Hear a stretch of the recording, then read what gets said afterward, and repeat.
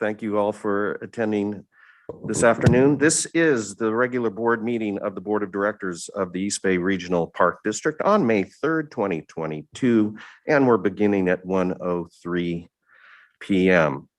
Madam Clerk, would you please call the roll? Yes, President Coffey. Director Rosario? Here. Director Lane? Here. Director Waspy? Here. Director Eccles is present. Director Wieskamp? Here. Director Corbett? Here. President Coffey? Here. General Manager Landreth? Here. Deputy General Manager Alvarez? Here. General Counsel Burgo? Here. AGM Chief Chiabaro? AGM Kelchner? Here. AGM Cook? Present. AGM Johnson? Present. AGM O'Connor? Here. CFO AGM Ocker? Present. Okay, thank you. I'm going to ask Director Rosario to lead us this afternoon in the Pledge of Allegiance. Please stand. I pledge allegiance to the flag of the United States of America. No, I appreciate it. I really do. And One nation, indivisible. indivisible, with liberty and justice. Thank you, Director Rosario. I'm going to ask Director Lane to do our Native American land acknowledgement for the day. Thank you. The East Bay Regional Park District headquarters is located in the Witchen territory on the unceded lands of the Ohlone Chochenyo-speaking peoples who have continuously lived on this land since time immemorial. The lands now encompassed within the boundaries of the East Bay District are the ancestral territory of the Ohlone, Bay Miwok, and Delta Yokut.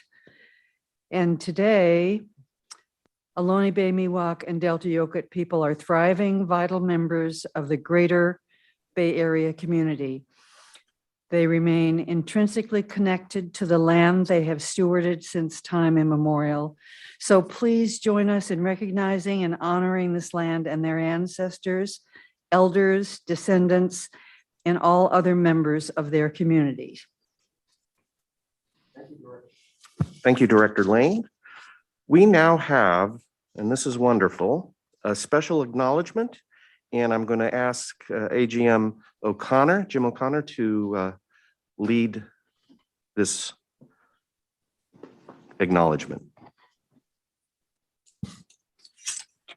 Oh, the technology works perfectly. There we go. Okay, good afternoon, President Coffey, members of the board. Jim O'Connor, I am your Assistant General Manager of Operations for the Park District. I wanted to give an introduction really quickly to this award, and then I'm going to pass it off to our unit manager, Dan Sykes, to go over in more details. So my experience with Mr. O'Brien, Bart O'Brien, our Botanic Garden Manager, started way back in 2011. So when I first came to the Park District, I did a series of tours of parks and facilities, and one of those was a tour of the Botanic Garden, which I had never been to. And in my career, I'd never managed a botanic garden, lots of other facilities, but never managed botanic garden. So I went there with a little bit of interest and a little trepidation. And I got a tour from a gentleman named Steve Edwards. You may recall Steve. And he took me through all the geographic regions that we had, the 10 geographic regions in the garden. We went everywhere. And he's naming plants, their full scientific name, and talking about the uniqueness of the garden and how the staff there do these collecting trips, and they go out to these botanic regions with permits, and they collect these, often some of them are rare and endangered plants, bring them back to the garden and create the soil conditions for their successful propagation at the garden. It's an amazing story. And that also the garden plays an important role in education of the community, because we bring these unique plant communities to the garden so people can learn about them without taking these extensive trips throughout California. So they're really important educational components of the garden. It's not only is it a beautiful place to walk and spend time in nature, but it has an important role in the community. Another really interesting fact about the garden is that we do a lot of collecting of rare and endangered plants and propagating those plants. So we play an important role in the preservation and protection of endangered plants at the garden. So with this information, I thought, wow, I didn't realize the importance of this garden and how significant it was in terms of science and community education. So, and of course, as things went at that time, about several months later, Mr. Edwards tells me he's retiring. And you can imagine that what that went through my mind at that time. I thought, oh, we're going to be on a unicorn hunt again, trying to find somebody who can fill Steve's shoes. And at that time, Steve said to me, don't worry, Jim, I've been reaching out to my network. I have some people that are interested. So we went through our recruitment process, through our extensive recruitment process, and lo and behold, we were able to steal Mr. Bart O'Brien away from the Santa Ana Garden down in Claremont, California, the Botanic Garden down there, and he was interested in coming up and joining us. So through the interview process, I got to know Bart a little bit about his extensive background in the area of horticulture and managing botanic gardens. But I truly didn't know the extent of Bart's expertise and influence until more recently, which brings us to today.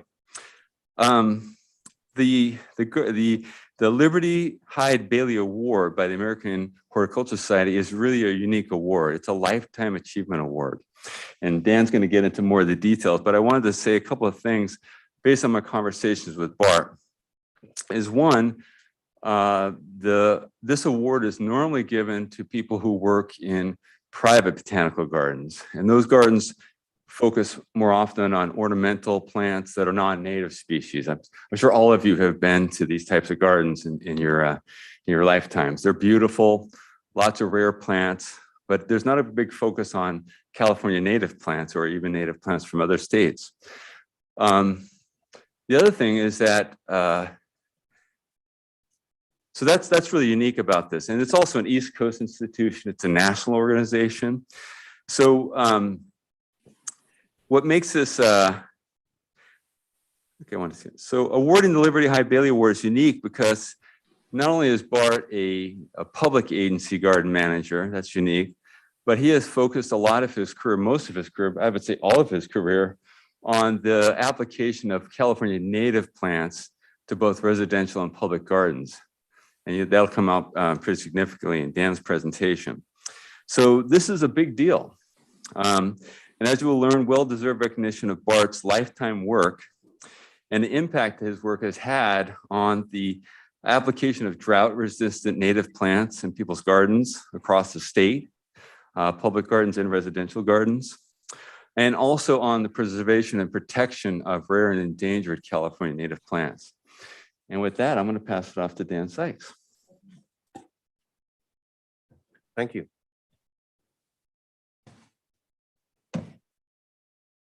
Okay, I'm gonna make sure I've got this all set up here.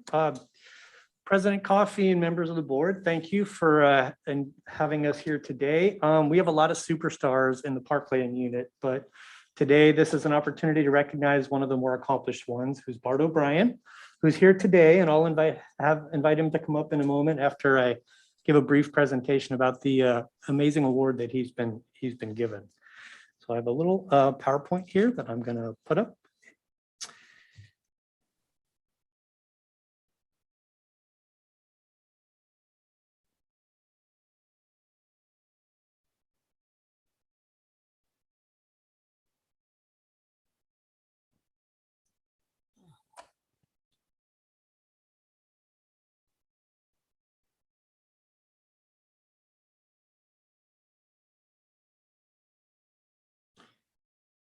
Okay, so today we are here to recognize Bart O'Brien. He is the Regional Parks Botanic Garden Manager, and he is the recipient of the 2022 Liberty Hyde Bailey Award. And this is given by the American Horticultural Society, which, as Jim mentioned, this is a organization of 20,000 members located on the East Coast. So somebody getting it on an award on the West Coast is significant. They're also having their 100th anniversary, founded in 1922. So what this award is named in for is Liberty Hyde Bailey. He was known as the father of American horticulture in the late 19th century, early 20th century. This is the highest award that the American Horticultural Society gives. And it's given to an individual who has made significant lifetime contributions, and they have to be in at least 3 of the following horticultural fields: teaching, research, communications, plant exploration, administration, art, business, and leadership. And I think Bart's done most of these. This is who we're recognizing today, Bart O'Brien. He is recognized in the award, acknowledged for being one of the leading figures in Western horticultural circles for more than 4 decades. It's our luck that since 2013, he has been the Botanic Garden Manager for the East Bay Regional Parks. And prior to that, he spent 24 years with Rancho Santa Ana Botanic Garden in Southern California, in Claremont. The acknowledgements in the award, they acknowledge Bart's role in promoting and conserving California native plant horticulture and biodiversity. There's a lot of big words, a lot of academic words, but really the idea here is that what Bart has been really involved in is preserving these unique resources for perpetuity. He has an extensive knowledge of plants from California as well as other Mediterranean climate regions. And he is acknowledged for both accomplishments at the Regional Parks Botanic Garden as well as the Rancho Santa Ana Garden, as well as being an author and researcher.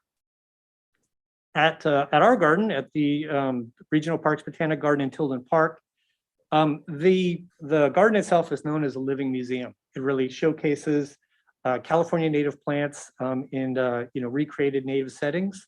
He has also been involved in bringing seed collections so that he can so we can preserve these for the future. In fact, he was just out this week gathering plants from an endangered seeds from an endangered plant in Black Diamond Mines. He also manages a very extensive public education and tour program, as well as volunteers, several hundred volunteers that are very active. And one of his notable accomplishments recently was overseeing the completion of the garden that's shown, the exhibit that's shown on the left side here of this slide, the Hr and Crevice garden. At the Rancho Santa Ana Botanic Garden, the award talks about that he was responsible for orchestrating fall plant sales, which really bring some of these hard to find native plants into people's lives so they can put them in their own landscaping. He's also carried that on at our Botanic Garden. He launched the Satellite Nursery project, which I thought this is a cool project that he did in collaboration with the Veterans Administration to train veterans in nursery production. And also, as I mentioned, bringing these plants to the public with a symposium, the out of the wild into the garden, and the Pacific Plant Promotions Program. And this is a laundry list here. I'm not going to read these all to you, just to point out that Bart's also acknowledged for the extensive research and publications that he's been involved in. That includes field work and collection all through the California Floristic Province, but really focused on the southern inner coast ranges, Eastern Mojave and Baja California. And also has been responsible for putting together plant checklists for other people to go out and explore the Baja California region. He's authored nearly 100 articles and has been the co-author of 3 books and introduced almost 40 cultivars of California native plants to the trade. So all of this has made him a very highly sought after public speaker as well. And even before this award, Bart has already been acknowledged in several different venues. The California Native Plant Society has awarded him several times. He's apparently one of the 100 most powerful people in Southern California. I did not realize that. So look out. Also has been recognized by the Southern California Horticultural Society, and he's held leadership roles both there and at the California Horticultural Society. And there's a laundry list of other memberships that he holds that really demonstrate his commitment and what he has contributed to the field of California horticulture. With that, I'll just say congratulations again to Bart, and if you want to come on up.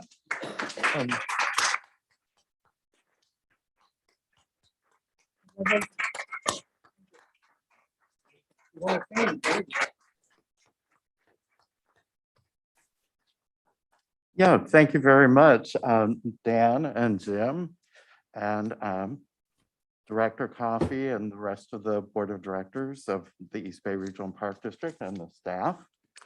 It's a pleasure to be here today on this wonderful occasion.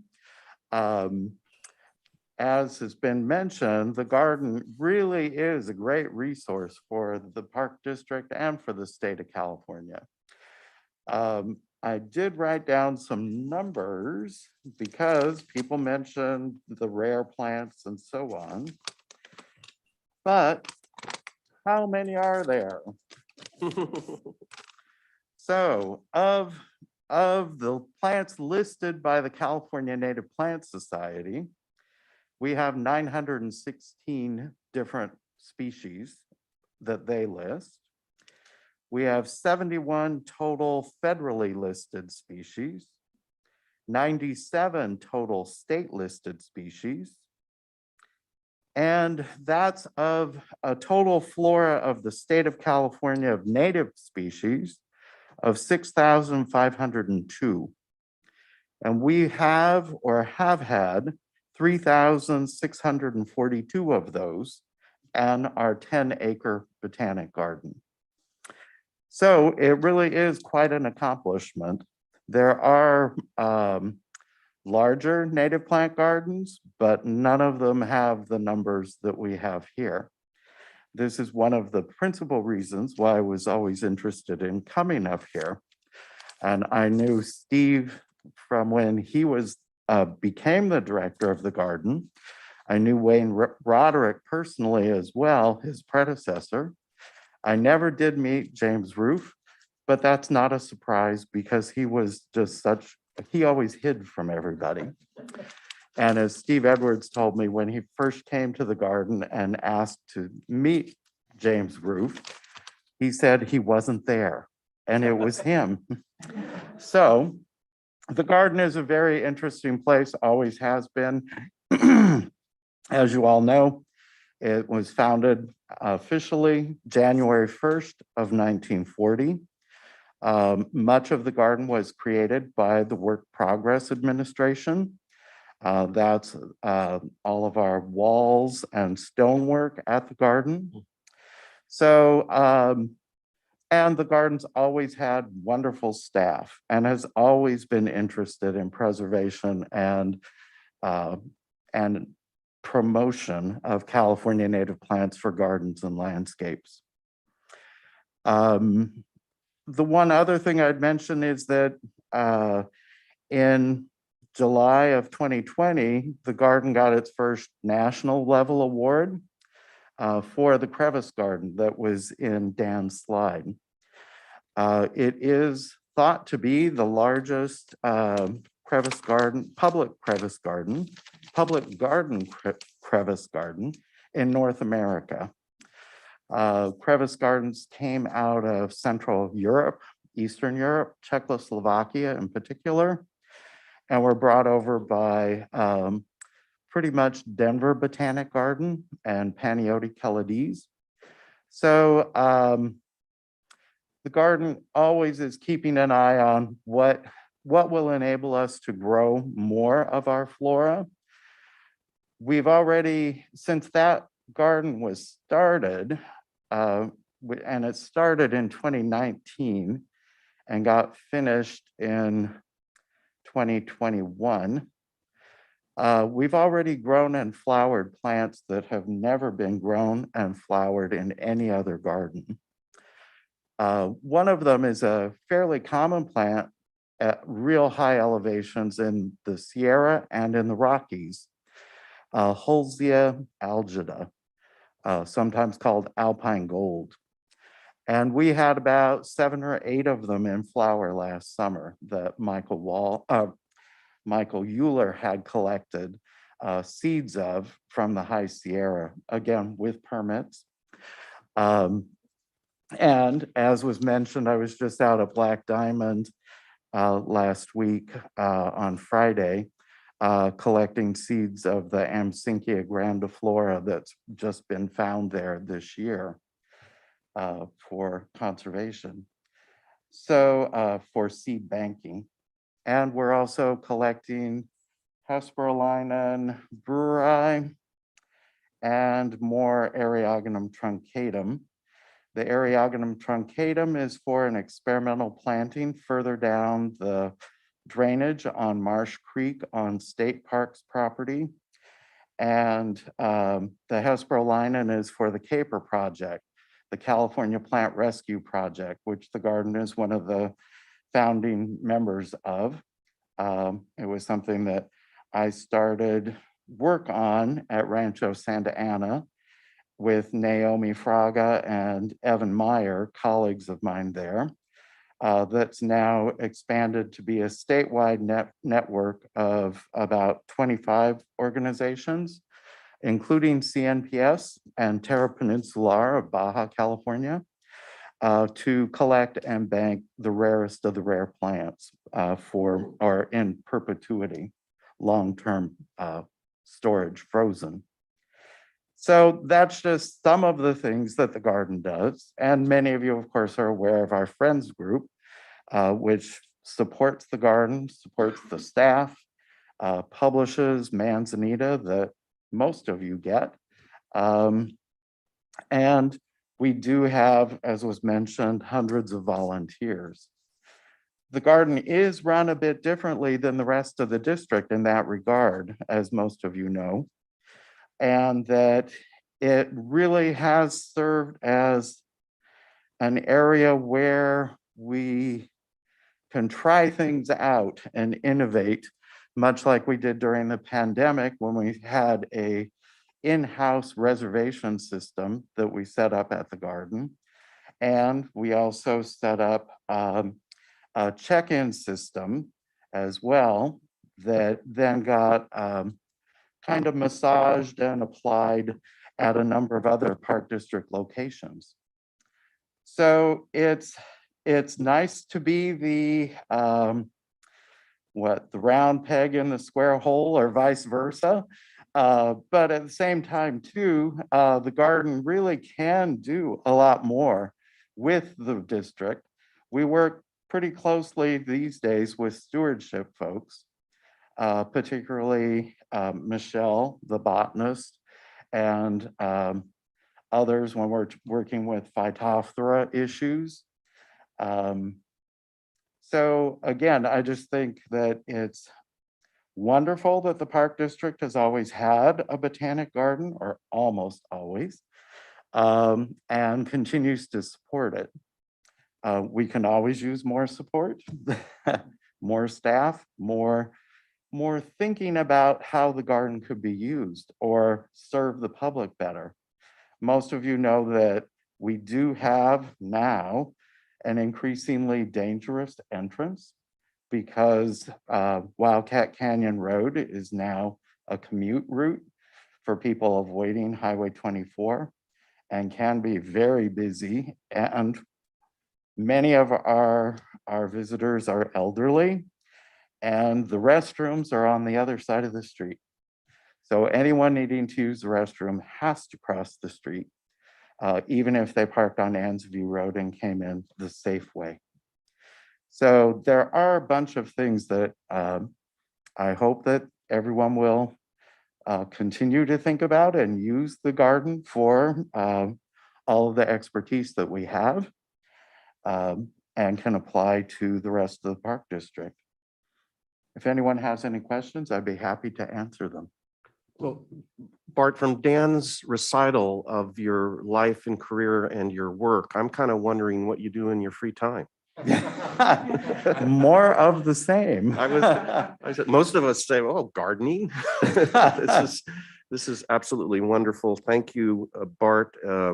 This district takes a lot of pride in you and your work and the Bot Garden. And it's Can't say enough about it. Do my colleagues, I'll look for hands. Anyone want to chime in on that? Director Rosario? And then Director Corbett.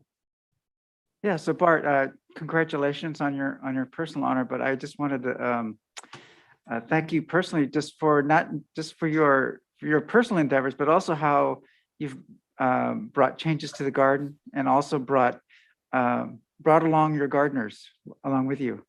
I have seen their knowledge and expertise grow exponentially under your leadership, and especially the fact that they're so creative, and I really applaud you on letting that happen. And I think it goes very much to the success of the garden and the park district. So thank you so much. Thank you. And yeah, I can't say enough about our staff. I wouldn't replace a single one of them. And I was very distressed when we lost two of them a year ago, February, when Don Fuller retired and Theo decided this area was just too expensive and moved to the Sierra foothills. I thought, and he was our youngest gardener. So, but we have replaced them with two excellent new people who are fitting in very well, very quickly and developing nicely. But it's always good to have staff that you can turn loose on a project like Michael and the Crevice garden. I mean, he worked from my sketch. My sketch was 3 ovals on a piece of paper.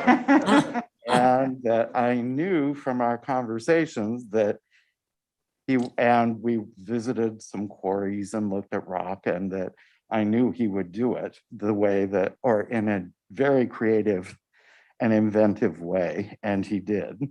Yeah, And it fit, it's a great addition to the garden. that's gorgeous. And everybody does wonderful work. And speaking of gardeners, I'll call upon Director Corbett. Well, I'm nothing compared to Bart O'Brien. I am a master gardener. Did you know that, Bart? Yes, But yes. nothing compared to the work that you do. I also wanted to congratulate you on receiving this award and all of the fabulous work you do, placing, sharing examples of the amazing work you've done over the years, and having our staff learn from your experiences. But also thank you so much for your encouragement of volunteers who learn so much from you and take care of that very, very beautiful place. It's a nice place for people just to take a little walk, and as they do, learn so much that they can bring home with themselves. And someday maybe they'll become a master gardener because they visited your garden and learned from you. So thank you so very, very much for the work that you do. It's very impressive and beautiful. Thank you. Well, thank you. Others? Yeah. Director Lane. Welcome. I want to congratulate you as well, and hard for me to believe you've been here almost 10 years. Hard for me to believe too. It's gone by in an instant. I don't know, Bart, if you really realize how significant the volunteer program at the Bot Garden was before you came, and as you're keeping it going, I'm so pleased to see that. There was a time in the Park District when people were pretty conservative about involving volunteers. And because of the large successful volunteer program at the Bot Garden, it was really an inspiration for the rest of the district to understand how that could happen. You're also to be congratulated for the quality of the manzanita and how you have made people feel welcome and enjoyed the precision of how you're presenting these native plants. So I'm sure it's a well-deserved award, and thank you for being at the district. Well, thank you very much, Director Lane.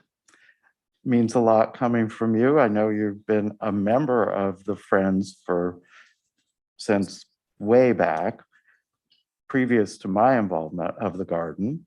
And you've written for Manzanita for our special 75th anniversary edition. And you've been a great supporter of the garden through the years. Thank you so much. Others? Okay, well, thank you very much, Bart, for attending today and then allowing us to share in your celebrating this award. Sure, thank you very much. It's a pleasure to be here. I'm happy to be here at any time.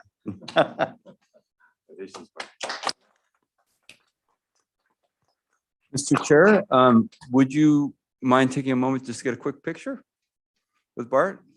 Okay. That'd be great. Yeah, we can memorialize the recognition. So Bart, how about with the flags behind the dais Come on there? up here around. Bart. Are you going to take one with those of us on film in the back too? Yeah.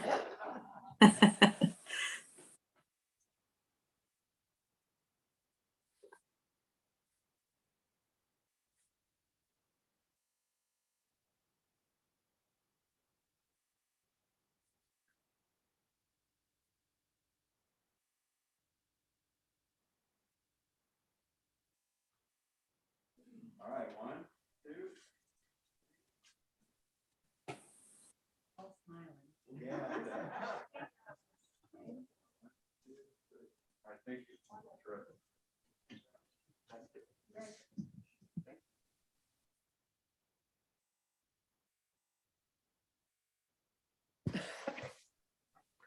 Okay, thank you very much. Now on to the more mundane of our work.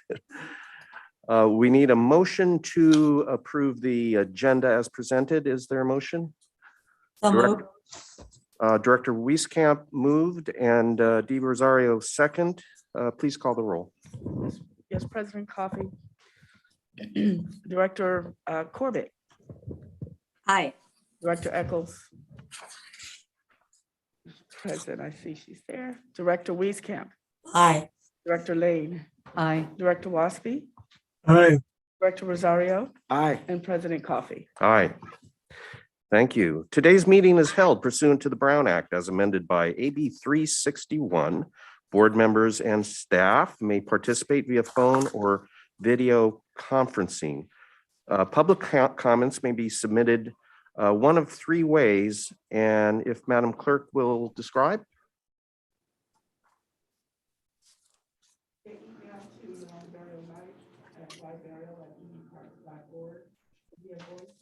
We can't hear her. I'll start over again. I didn't have my microphone on. Via email at Yolanda Burial Knight, Clerk of the Board, at yburial@ebparks.org. Via voicemail at area code 510-544-2016 and leaving a message, and we will transcribe that and give it to the board. Or simply by joining the meeting via Zoom, the Zoom link, which is listed on the agenda and posted on the district's website. Public comments will not be read at the meeting, but any written emails or transcribed voice messages will be included in the final board packet. All comments and letters received before the 3 p.m. deadline yesterday have been distributed to the board and will not be read at the meeting. So the next item on the agenda, thank you, Madam Clerk, are public comments on matters that are not on this afternoon's agenda. Have we received any requests? Yes, during the meeting, we did receive an email from Kelly Abreu, who is in the meeting. You have 3 minutes, sir, for items not on the agenda. Thank you very much. Since we went off on a philosophical bent about botany, I'd like to refer you to This is Water. That was a commencement speech by David Foster Wallace, a university professor, one of the most influential writers in modern American literature. His speech argued that true freedom acquired through education is the ability to be adjusted, conscious, and sympathetic. The district needs to understand the importance of communications. It needs to perceive things from the perspective of the public. Apple Product Designs, it's the largest market capitalization firm in the company in the world. They were famous for skeuomorphism. They would design things on a computer screen that looked like the antique items that the computer software was supposed to be doing. The district put up a water container at Vargas Plateau Regional Park. It is a wooden cube, maybe 1 meter cube. And I just was up there, and I've been up there many times, and for several years it's been sitting there and no one knows what it is because it's a wooden cube. It's not skeuomorphic. It does not say to the users, this is water. This district needs to understand how to look at things like David Foster Wallace was trying to teach us, and needs to tell people this is water. Communicate, show people what stuff is and what it's for. This is water. Thank you. Thank you, Mr. Abreu. We have no more public comment, President Coffey. We'll move to business before the board. The first matter is the resolution recognizing the state's March 4, 2020 proclamation of a state of emergency. Do we have a motion to approve the resolution? So moved. Director Rosario moves. Is there a second? Second. Director Lane seconds. Please call the roll. Yes, President Coffey. Director Corbett, Aye. Director Eccles, Aye. Director Wieskamp, Aye. Director Lane, Aye. Director Waspy, Aye. Director Rosario, Aye. and President Coffey. Aye. We will now move to the consent calendar. And it's a full calendar. Yolanda, excuse me, Yolanda and I know of 2 items where there have been requests to pull the item simply for comment. And that is item E, resolution to support AB 2789. And Eric Feeler will describe what we're doing with that resolution. And then the other item I asked to pull for comment is item R, authorization to apply to the state for funding a new vessel acquisition. And we received public comment from Scott Bart O'Brien on item C, supporting the development of the California Trails Commission. And we all have seen Scott's comments on that item. So those are 2 items. Are we aware of any others at this point, Madam Clerk? No, I do not have any others, any board members. Do members of the board have any other items they want pulled for discussion or questions? Director Corbett? I was shaking. No. No? Okay. So we'll move to those 2 items. The first is item E, resolution to support AB 2789. Eric? Thank you, President Coffey. Eric Feeler, Chief of Government and Legislative Affairs. Wanted to clarify that the Board Legislative Committee agreed to sponsor or co-sponsor AB 2789. I believe the resolution in your packet says support, but wanted to make the board aware that the intent of the committee was for us to be a co-sponsor of that legislation. We have been working with Mid-Penn and Santa Clara Valley Open Space on its development. While I am here, I would also like to mention that the Board Legislative Committee also took the same co-sponsor position for AB 2610, which is item D on ecologically sensitive vegetation mapping. That is also sponsored by Mid-Peninsula, and we've been working with their team to see if we can get some grant funding for that type of reforestation, vegetation management.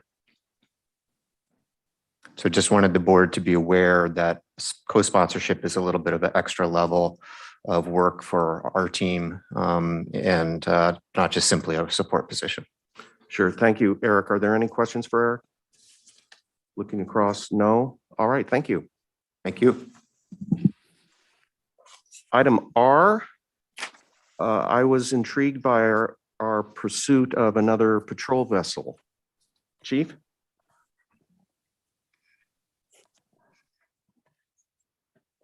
Our Navy. We can't hear you, Katie. How's it now? How's this sound? Super, thank you. Good afternoon, President Coffey, Board of Directors, colleagues, and community members. Anthony Chaburo, your AGM of Public Safety and your Chief of Police. And we are very pleased with all the work that has been done on this measure, and we also welcome the questions. We're proud of the work that our Marine unit has done, and I have much confidence in the Marine unit. Sergeant Dustin Martinelli and Officer Tom Urquhart both have captain status, and that is a Coast Guard status, and that is a elevated level. It requires an elevated level of experience, and then they must attend a course to achieve that status. So I come here with an abundance of confidence regarding a recommendation that my staff would make. And of course, they're also supported by Officer Tom Stark. He's a member of that unit. The primary role of our Marine unit is safety. We do spend much time at Lake Del Valle, and that's in the interest of boater and water safety. Actually, drowning prevention is a big part of our mission at Del Valle, so we do spend much time there. In addition, we undertake a stewardship function at Del Valle when it comes to especially fishing enforcement and wildlife issues. As far as other areas which we patrol, we do support the U.S. Coast Guard on the bay. So that is a function that certainly takes skill as a boat operator, as a boat captain. And that is part of the security measures that are taken when the Blue Angels are flying. So we make sure that the area underneath that area is secure, and we make sure that other vessels stay out of that area. That's a joint venture. We also undertake wildlife enforcement, and that would be in support of fish and game, especially in the Delta. So when we're out in East County, that is something we have done in the past. And then finally, abandoned vessels. We spend much time on that. That is a joint effort that certainly involves our legal department when we work with them. And that mission is what drives us towards a new boat or needing a new boat. And really, one of the key factors there is age. One of our boats, our oldest boat, is about 30 years old, and the other one is about 14 years old. So those are older boats, and it is time to start replacing them, especially the older boat. Another part of that is agility. And when we're going into these areas, especially on the bay, especially an area that where there's an abandoned vessel, or perhaps doing some enforcement in conjunction with fish and game or the wildlife or the stewardship aspect, we're in areas that necessitate a shallow draft. So we need a boat that can go into shallower waters. And that is really part of the agility portion of this. And then finally, advancements in technology. We would like a boat that has what's called a D-collar. And a D-collar is a soft area around the boat, and that allows us to be lower in the water. But more importantly, if we're bringing a victim or someone into the boat, we don't have a hard surface when we're making contact, perhaps with someone in the water. So those are the key reasons why we're grateful that this grant is coming forward, and we certainly ask for your support in that. I do have Sergeant Martinelli and Officer Urquhart are present today virtually. So I am, as I said in the beginning, I'm very proud of our work, and I have much confidence if you have any specific questions that if I cannot answer, they certainly can. Thank you, Chief. Just a couple. My impression from your report is that the current two vessels are mobile, they're towable, and we bring them to any of these locales. And is that right? That is correct, sir. The older the vessel, that's a smaller vessel. I haven't seen that on the bay. I don't think we're comfortable with that on the bay. I'd have to ask the question of my experts. But the larger vessel, and that would be the one that is younger, the 14-year-old vessel, that is the one we would use on the bay, especially for Fleet Week. We'll be out right in the middle of the bay. So that's the one that I've seen in pictures on Facebook during Fleet Week. That's correct. That's right. And also most recently, I think we had that at Del Valle. We were at Diablo Valley College for a career fair. So we'll bring that out along with the horses so people actually can see that when we're recruiting that we have a Marine unit, we actually have a boat. So yes, and that's actually part of being in the Marine unit. One must be able to drive a truck and tow that vehicle safely. So you display the Park Navy and Cavalry. That is correct, sir. We have them both. Absolutely. Thank you. Yes. And so is the new vessel going to be designed to be mobile and towable, or is it just for the bay? It would be towable. We would be able to move that.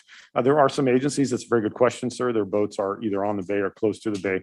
We require that agility in what we do in our mission. And I think the Marine unit, because of that D-collar, they would have a great interest in using that in areas perhaps where they would perform more of a rescue function. And that is something where, when we talked about going into this grant, that was something that was of great interest to them because of it's softer. You can, if you're pulling a person into a boat, you don't have a hard surface.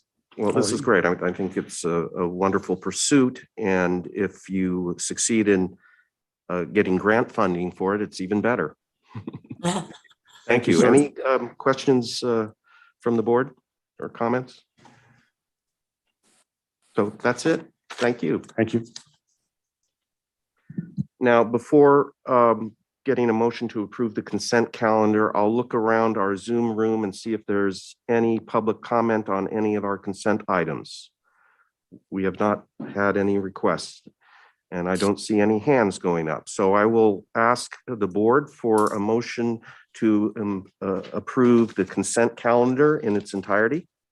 I'll be glad to make the motion for the consent calendar this afternoon. Moved by Director Corbett. Is there a second? Second, Director Waspy. Madam Clerk, please call the roll. Yes, President Coffee. Director Rosario, Aye. Director Corbett, Aye. Director Eccles, Aye. Director Wieskamp, Aye. Director Lane, Aye. Director Waspy, aye, and President Coffee. Aye. Thank you.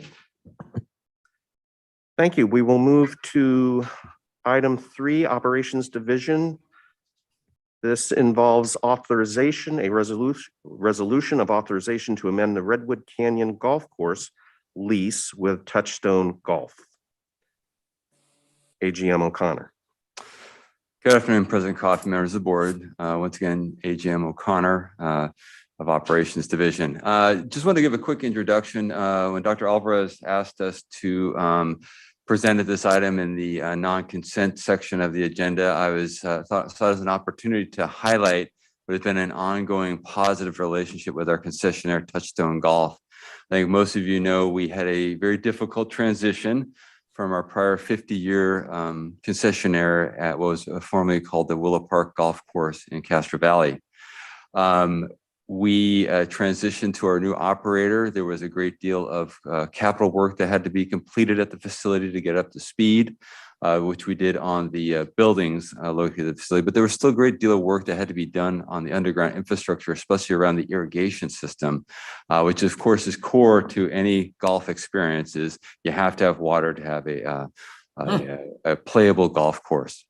So part of that agreement, our first agreement with Touchstone Golf, involved them working on the first, what we call the front 9 of the golf course, and Tiffany's going to go into some detail on that. But I just wanted to highlight the fact that this has been an excellent relationship. Just reminding the board is that these facilities belong to the Park District. It is our responsibility for their capital maintenance. Some of that has been done directly with our own staff and our construction staff through contracting. And then a lot of that great work has been done through our relationship with the concessionaire. So Tiffany's going to highlight that today. So I'll pass it off to Tiffany, but I just wanted to highlight that ongoing relationship. Thank you.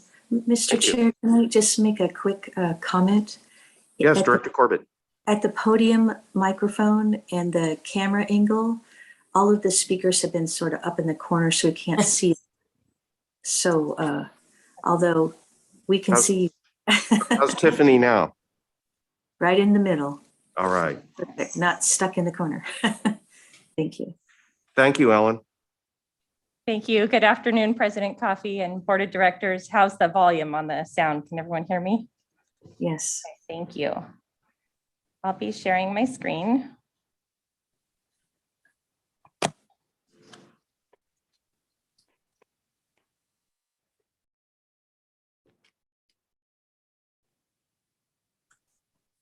All right, thank you. So that was a great intro from AGM O'Connor, and here's a beautiful aerial photo showing the Redwood Canyon Golf Course. For the presentation, I'll talk a little bit about the uniqueness of the geographic location of this course and give a succinctly as possible background on the transition of this concessionaire. But I do think it's important so that we all understand how we got to where we are today, with some great accomplishments to share, some projects that are in progress. And then we had 2 items that we've been discussing with Touchstone Golf that we still wanted to make some improvements on in the lease. And that's what we'll be bringing for the board's review and approval today. And I do have on the Zoom for questions later, CEO of Touchstone Golf, Steve Harker. So one of the key things about this golf course is its really unique location. It is East Bay Mud owned property that we lease from East Bay Mud and then in turn have a concession agreement. Our agreement with East Bay Mud is that they retain the paramount responsibility of the lessor, which is really saying that their purpose of the Upper San Leandro Reservoir and Lake Chabot Reservoir for drinking water supersedes any other needs and activities at this location. So they do retain the right, East Bay Mud retains the right to spill or discharge from the Upper San Leandro Reservoir into the course. And here's the Upper San Leandro Reservoir. If you can see the cursor, down here is the golf course. And then over here is Lake Chabot. So it is all interconnected in terms of being a floodplain. As AGM O'Connor introduced, we had a 50-year lease end in 2014. There was a significant deterioration of the asset above and below ground, and the district invested a capital investment of over $2 million focused on improving the above ground facilities, the buildings primarily. In 2014, the district entered into an interim facility management agreement with Touchstone Golf. Then we went out to RFP 2 times, first seeking an operator that would really contribute to the capital investment. And not finding that, we determined that we would make some of the investment ourselves as the park district. And in 2016, Touchstone Golf was selected as the concessionaire. Just after the selection and during the concession agreement negotiations, there was a significant flood event, the 2017 winter storms. And this is a aerial photo showing the golf course completely submerged, significant damage to the infrastructure within the course, and also a lot of sediment discharged into the channel that goes through the course and damage to the overall drainage of the course. So despite that, we were able to negotiate a 25-year lease with Touchstone Golf. And here's the structure of that current agreement. There's a minimum rent, which increases over the course of the agreement. And there's a percentage rent, which is a percentage of sales over $500,000. And then there's payments into the concession maintenance fund. As I mentioned, because of these very special circumstances and the catastrophic flooding, there were some special provisions in this lease, including a capital rent credit. Touchstone Golf paid 80% of rent credit, 80% of their rent, up to until they had gained $600,000 in credit. And that has now ended. And that was in exchange for Touchstone completing capital improvements, which I'll touch on soon, and was primarily focused on the irrigation system, the first half of it. There was also a special provision for a rent abatement in the case of force majeure, catastrophic acts such as the flood that occurred. This is a $3,000 a day abatement for full closure, a $2,000 for partial closure, and $1,000 a day abatement for driving range closure, and it can accumulate. And this is not our usual situation for course closures, but it was in consideration of everything that was occurring with the floods. So with that, I'm going to talk a little bit about some real accomplishments since 2017. The course has really improved its resiliency to flooding. Touchstone has done a lot of work on improving the drainage, and that means that the course can be open sooner when there are wet weather events. And we also have less rent abatement because we are getting it open sooner. They obtained the Audubon International Certification for Cooperative Sanctuary for Golf, which touches on all aspects of golf operations and sustainability. And they've really enhanced the wedding and banquet facility, having 13,000 annual attendees just for wedding and banquet. And then in addition to that, hosting community events, 1,650 attendees for a community event such as First Thursday's concerts, Teas for Bees. And so really trying to serve as a community gathering place beyond just golf. The irrigation system was 50 years old, as AGM O'Connor introduced. It is the Park District's asset. On the left shows patched aging pipe. Our Steve Harker can attest to, he calls it, there's a leak a day at the course. And here's an example of where it's patched. They fix one leak, another leak springs. So they're where the system has not been replaced, it's a constant replacement. So the good news is the front 9 holes 1 through 9, everything is new. There's a new mainline sprinklers and laterals, resulting in a water savings of about 2.5 million gallons annually. And that was funded through the first round of rent credit, which I described earlier, plus the concession maintenance fund for a cost of $554,000. And some of the advantages of having a new system is a lot of water savings. And when there are leaks, they can have shutoffs, address certain areas.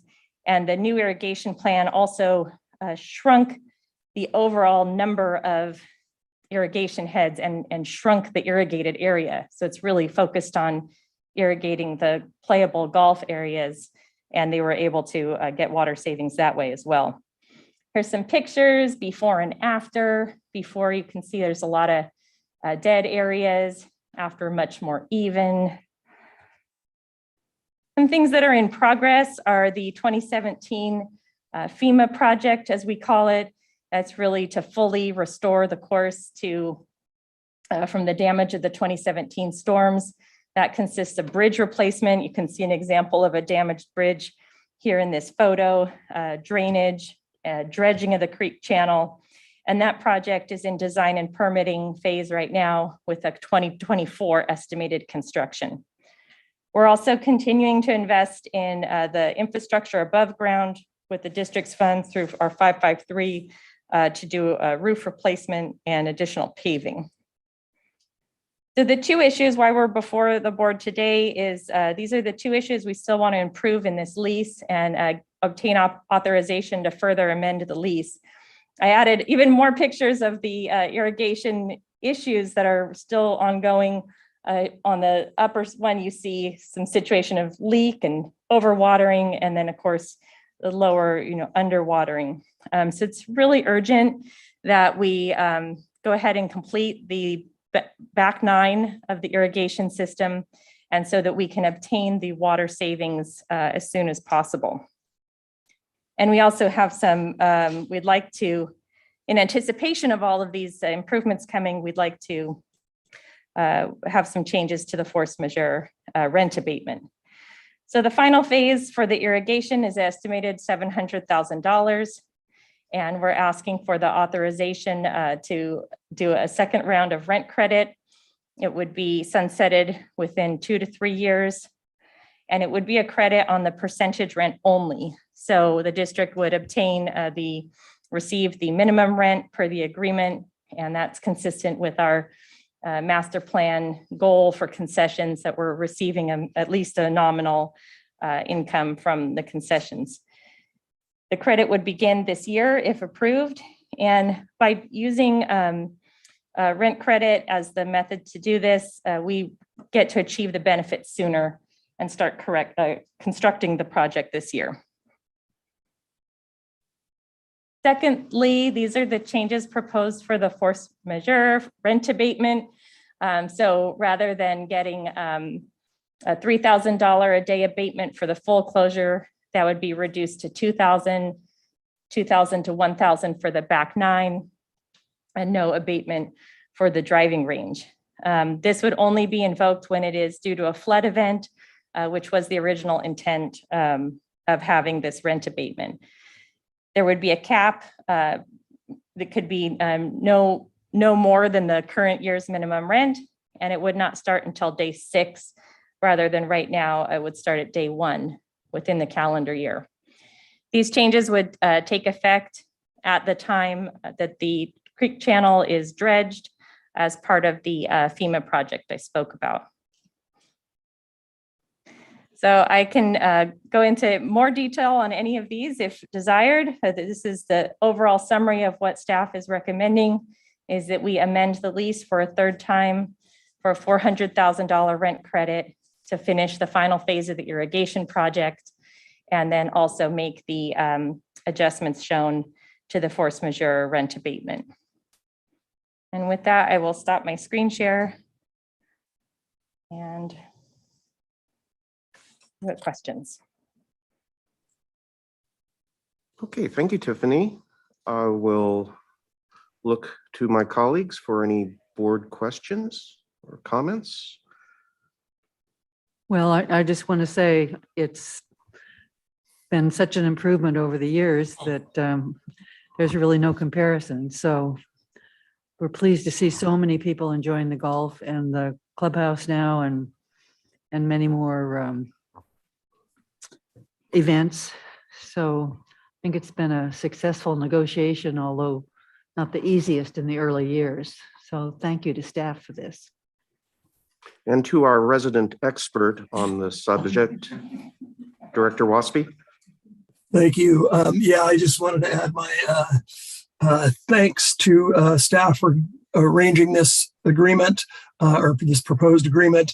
I just want to say that Steve Harker and his staff have done an incredible job out there. And I know I say this all the time, but it just keeps getting better and better. And I keep talking about all the improvements of the golf course, how people are really embracing the golf course. There's more and more players. I think it has a lot to do with closures of other golf courses, including SkyWest and Hayward and some of the other ones around the area.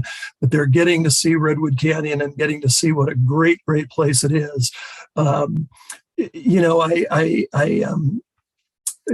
something I've never mentioned before is I think the Touchstone Group has been an incredible neighbor. You know, they not only have a wonderful information panel of the whole regional park districts, a map, the big map of all of our parks, maps that are kept current. They embrace water bottle filling stations, which is right there in that complex. And numbers of people come through there. People hike through the golf course, and cyclists enter and get to the Brandon Trail for there. So, you know, the Touchstone Group really shares that parking lot of that golf course. I hope we can all get to the day where that parking lot is full all the time with golfers doing good things for Touchstone. But in the meantime, when it's not there yet, Touchstone's a very good neighbor. There's lots of my neighbors and people, including me sometimes, that'll just come and park in the parking lot and enter the Brandon Trail from right there. It's a great entrance, and it's a quote staging area for the park district. So that's another benefit, another great thing they're doing. I guess I would have a question on the force majeure part of it, and I'm not an attorney or an insurance agent, but is force majeure, that's kind of that's an act of God, right? So in other words, people don't have to do anything. So if the place floods and we're giving credits for $2,000 a day, does that mean we can also not go back to our insurance? I mean, I always thought force majeure, and correct me if I'm wrong, just meant it's nobody's fault. Not my fault. So nobody gets paid for anything or credited with anything. Is that correct? Well, I can partially answer, and then I welcome any additional comments. What we're changing in the agreement is the amount of the rent abatement, which is not typical to get a fixed amount abatement when there is a closure. Our typical situation when there's a closure is that they don't pay rent prorated to whatever rent would be owed for that day. So that will still stay in effect. If they're closed, they would not pay rent for that day. What was unusual here is attaching a dollar amount per day to that event such that it could accumulate. And that's what we're adjusting. Director Rossby, I don't believe that the district would be the one to carry business interruption insurance, which is the kind of insurance that you probably are referring to, although we can discuss that later, and whether or not the concessionaire carries that kind of insurance and how the rent abatement would affect that is really just something between them and their insurer. Okay, thank you. And I assume also if somebody scheduled a wedding and it was flooded, that would be just not our problem, right? It would be. You know, these are, we Westwood's. don't, right. I mean, I don't have any personal information about what kind of agreements they have with, but I'm sure that they have different kind of cancellation policies in their rental agreements. I just can't really advise right now on what those say, but it would not come back to the district. You're correct. That's All right, correct. thank you. And I can add that in the 2017 winter storms, we were under a management agreement with Touchstone Golf where we were paying them to manage the course. And we did receive a business interruption claim through our insurance because it was under a management agreement.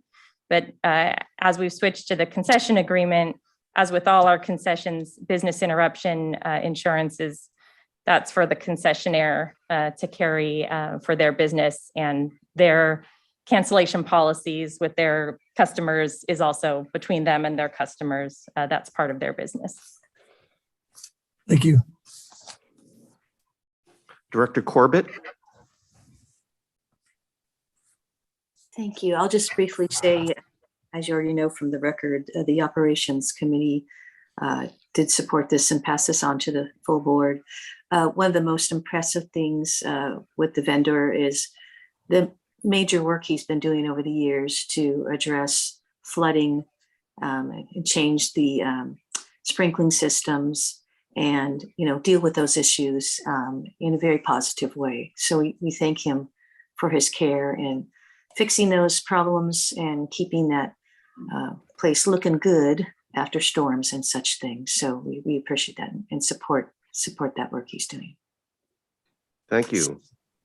Any other board comments? Director Rosario. Yeah, I was also on the Operations Committee. I just wanted to also point out that with the renovation of the irrigation system, Steve Harker and Touchstone, they've been looking ahead, and they've built in flexibility to where if the drought continues, that they have the ability to cut back. And so I really thank them for their foresight and thinking ahead, and I very much appreciate it. So thank you. Thank you. I have one question. Maybe it's for Jim. Historically, and this relates back to your description of the East Bay Mud role as a landlord. Historically, has East Bay Mud ever felt compelled to purposely flood the golf course for some reason? Well, purposely be, yeah. Well, they reserve, intentional. it seems they reserve that right. They do. So when they need to do flood control for Upper San Leandro Reservoir, they will do a full release, and that's what happened. Well, they actually overspilled the spillway in 2017, so they had no control over that release in 2017. But the one challenge we have is that they have an operational plan to exercise essentially the release valves. And so they have to do that on a regular basis. The challenge they've had is that we've had this limitation in the golf course. And I think they have to get up to at least 130 cubic feet per second when they do this testing release. And we were having flooding challenges below 100 cubic feet per second. So that was a big challenge. So we're hoping that after the FEMA work is completed and we do the minimal dredging we're going to do within the channel on the golf course, that'll get us up to, I think it's 150 cubic feet per second. That'll solve that problem. But intentionally releasing, they will do that if they need to, but it's based on flood control and managing the Upper San Leandro Reservoir. Okay, thank you. Director Rosario. Yeah, I have this, Dennis, you might remember this, and I think it was back in 1998, the Park District was given a notice by East Bay Mud that they were going to flood that whole Anthony Chabot from there all the way to the Natural Bridge at which is at Park Ridge, and we're like, whoa. So and I think that's what happened when they built Vasco. But yeah, there's a little bit of history there. And the final comment I just want to make is that the Park District staff and East Bay Mud staff have a very good relationship. So there's good communication between the golf course staff, the park staff, and East Bay Mud staff when it comes to these rain events. So that's a great thing. They do work together very closely. Okay, thank you very much. Madam Clerk, do we have any public comment requests on this item?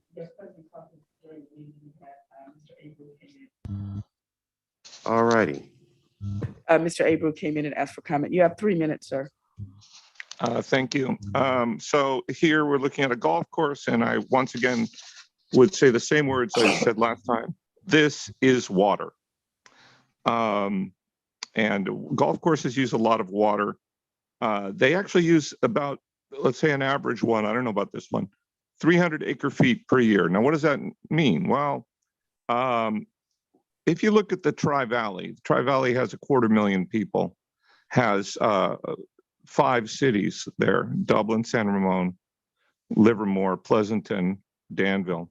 They're using about 35,000 acre-feet per year. So that's 300 compared to 35,000. So that's a lot of water.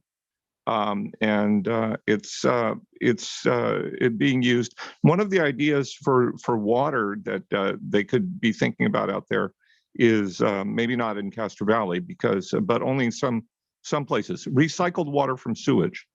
They're using that a lot sometimes for golf courses and for other agricultural purposes. And then just another thought here with this golf course.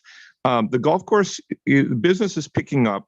A lot more people are using golf courses, and that's not just this golf course. It turns out, and I'm not even a golfer, but all this pandemic stuff, all these people out there with coronavirus, they all went outside, and everybody decided they wanted to golf a year or two ago, and so now the golf courses, the business is like bouncing back up a little bit everywhere across America, and so Castro Valley, it's not the exception, it's the rule. Golf is back. Thanks. Thank you. We have no more comments on this item. So we have a proposed resolution on page 111 of our packet. Is there a motion to approve the resolution? Director Waspy, naturally. I would move the authorization to amend the Redwood Canyon Golf Course lease with Touchstone. And I will second that. Director Corbett seconds. Madam Clerk, please call the roll. Yes, President Coffey. Director Rosario. Aye. Director Eccles. Aye. Director Corbett. Aye. Director Wieskamp. Aye. Director Lane. Aye. Director Waspy. Aye. And President Coffey. Aye. Item 4, General Manager's comments. Does the General Manager wish to introduce the Human Resources Division topic? Briefly. I know that she has a lot of content to share with you, but we're very happy to have our AGM of Human Resources, Alison Cook, and her team here to give you a snapshot of some of the exciting things that are going on within human resources. And as we all know, if our people are not able to do the work that they need and adequately resourced, then it doesn't matter what we want to get done in the district. So really, really happy to have the team here as they are continuing to build and grow this critical internal service for the district. So Alison, take it away. Thank you very much. Good afternoon, President Coffey, members of the board. I'm Alison Cook, Assistant General Manager of HR. I want to first thank the board. I think I've said this repeatedly, and I can't thank you enough for your commitment to and for prioritizing HR. Today, we're going to highlight just a few of the things that your support has allowed us to do.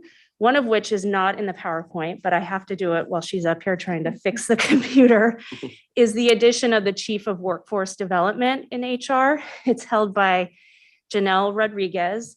I cannot say enough wonderful things about her. She has come in and just helped me lead HR. She's a breath of fresh air. And so thank you, Janelle. You're going to hear a lot from her because she's going to be leading the presentation today. Your support has allowed me to lead HR within my values, and most importantly, within the values of the general manager. General Manager Landreth has made it clear that employees are her top priority, and she shows that every day through her open door policy, her commitment to equity and fairness, and her unwavering commitment to go to every park and meet as many employees as possible in person. So I want to thank her for allowing me to lead the division that's in line with her values. Working with those values have allowed me to hopefully lead HR with transparency, with a goal of establishing real relationships with our unions, and probably more importantly, to partner with our leadership of the Park District, including managers and supervisors, to problem solve and really make the Park District an employer of choice. You're going to hear a little bit about the Great Resignation and the struggles that we have in recruiting, but I believe that those partnerships with our unions and our leadership will really make the Park District shine and show all the potential employees why they should come to work for us. So without further ado, I'm going to pass this off to Janelle. Thank you, Allison, and thank you to the board for having us today. I just want to share with you a quick overview of what we're about to see on the screen here. Get situated. There we go. We're going to first go over general workforce information because it really is about our employees. We couldn't fulfill our mission here at the Park District without our people. So I really want to highlight a lot of what we have going on in the workforce in general. Also want to highlight our new hires and some efforts we have going on within our division that are really exciting, including new employee orientation. And of course, talk a little bit about retirements and what we're seeing there. And then we're going to jump over to training. It's a little out of order. Jump over to training, talk about some of the great statistics and efforts that we have going on in training and some implementation of some of the efforts that our training team has really been working hard on. And then we're going to talk about some of HR's staff and roles. There's been a lot of changes in HR, and I want to thank the board for the support in those changes, my position being one of them, but also some new folks and new faces and roles that you'll see.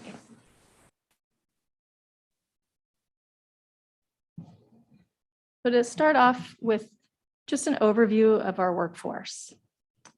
Right now, these numbers are a snapshot in time, by the way. They're probably already outdated because every day these numbers are changing.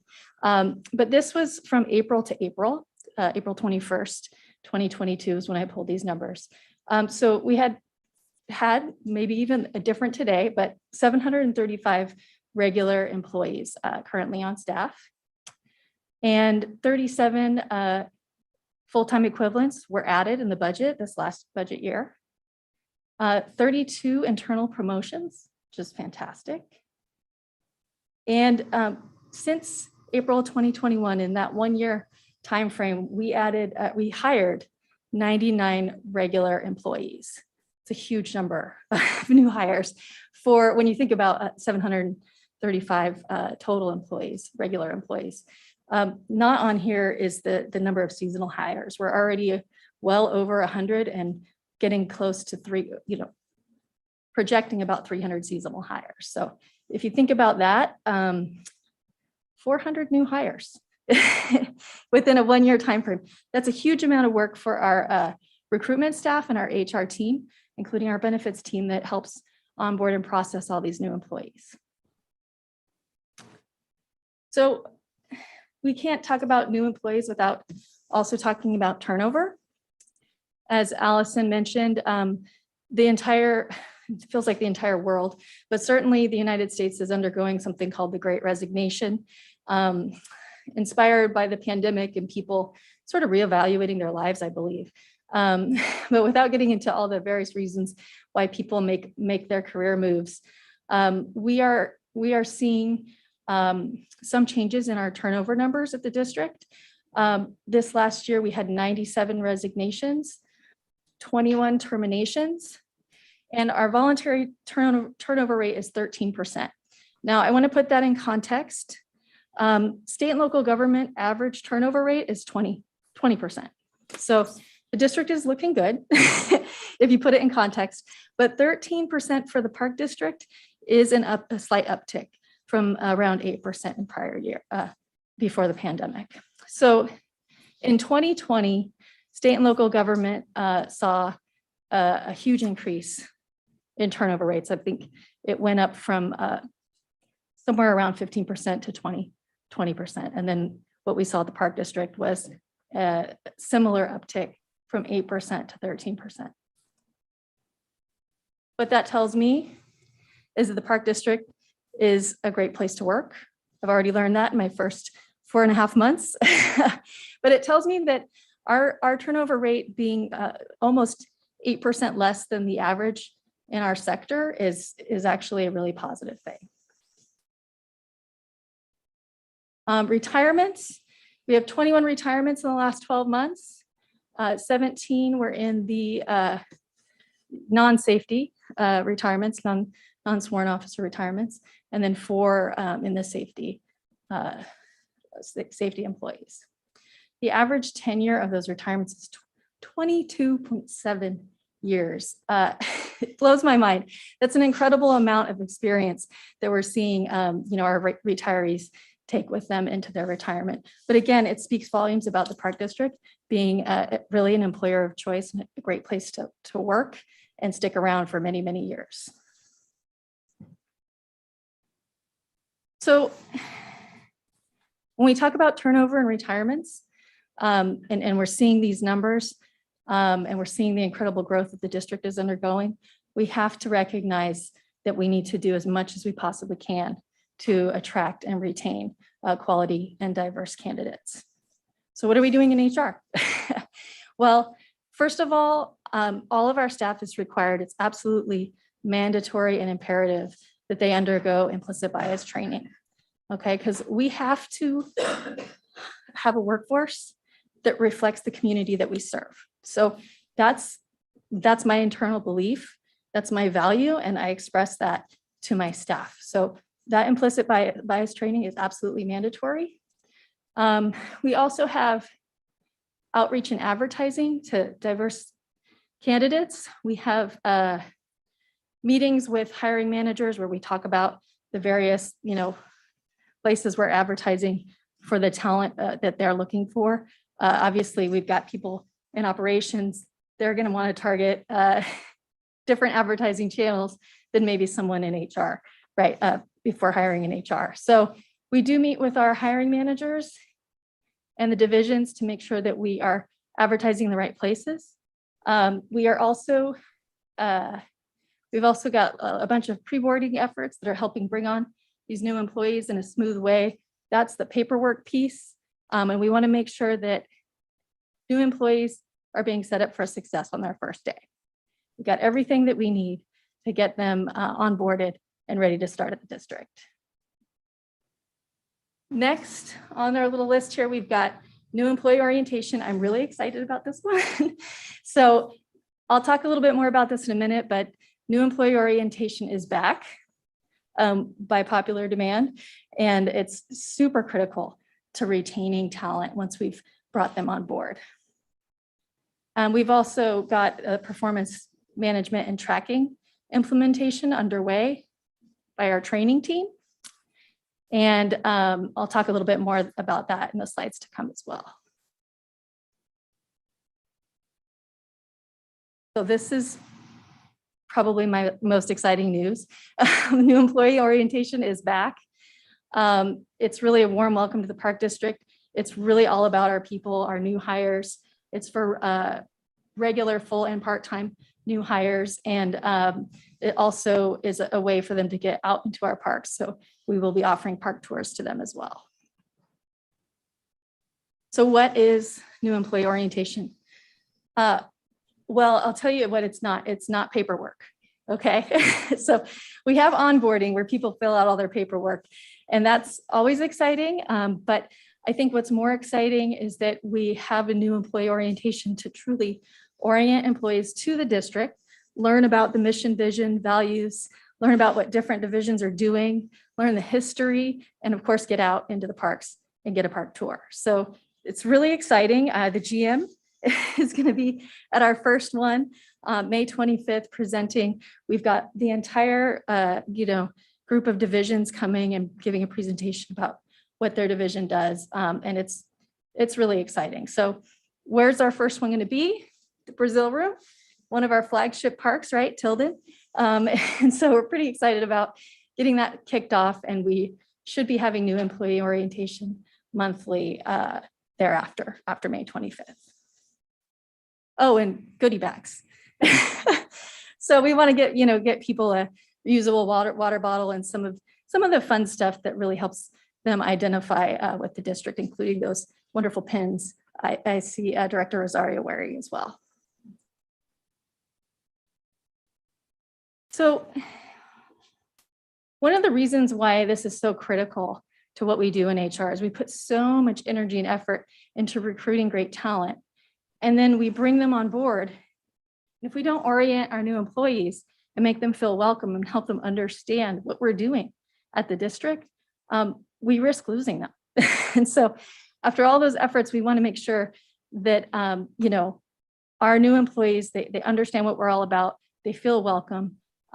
There's all kinds of studies about new employee orientation. It does lead to higher job satisfaction, organizational commitment, lower turnover, higher performance levels, career effectiveness, lower stress, and retention. So again, we want to keep the great employees that we hire.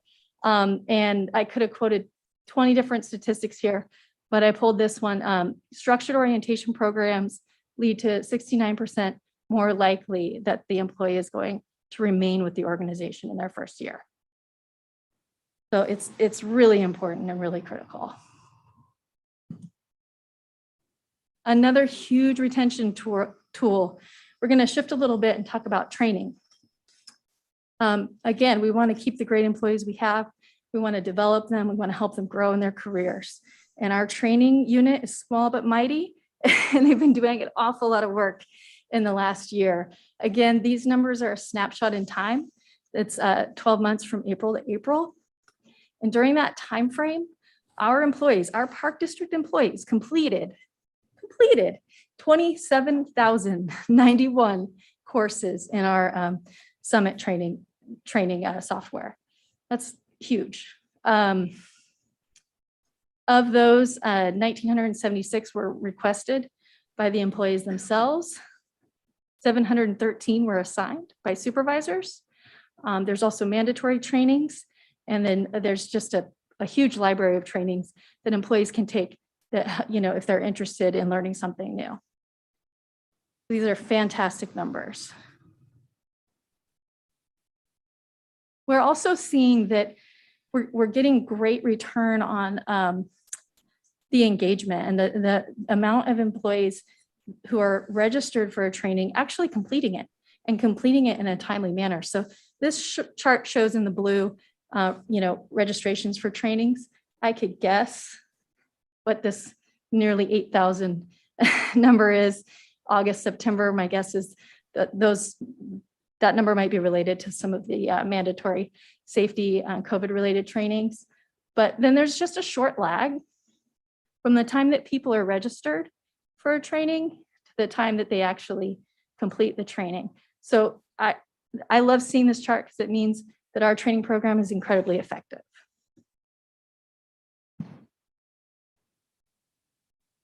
Now, looking ahead, one of the most exciting things, and I want to thank the board for approving our ability to upgrade some of the features that Summit offers that allows for our training team to implement an electronic performance appraisal tracking process within Summit. So in the next 6 months, our training team is going to be implementing that functionality. And that's going to allow us to be able to track the performance metrics identify any areas where employees might, be able to use additional training or to grow their career, and have supervisors and employees themselves or our training team identify trainings that might be able to help improve in those areas. So again, that'll allow for greater compliance and identification of employee training needs. So it's a huge and very exciting development.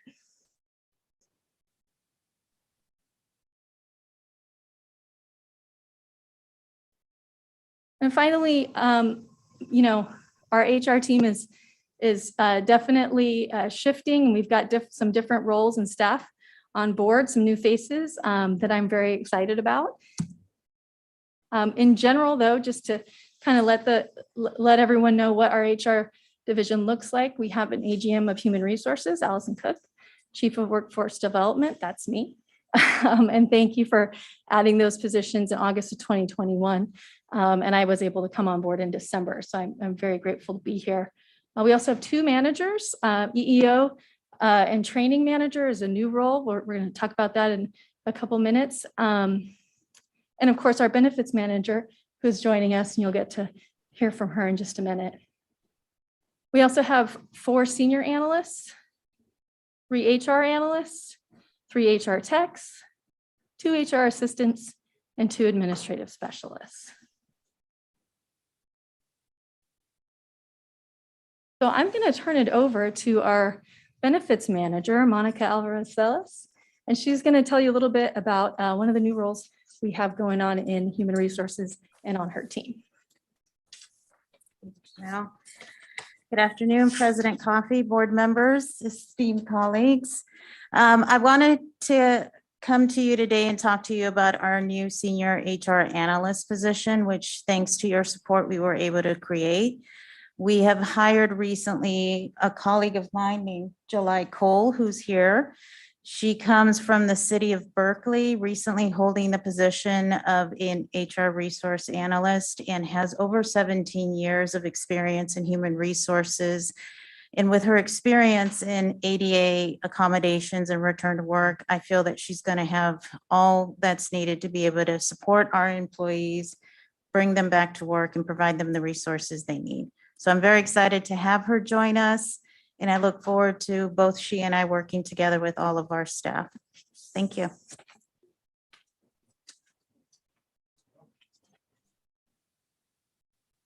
We're very excited to have July on our team.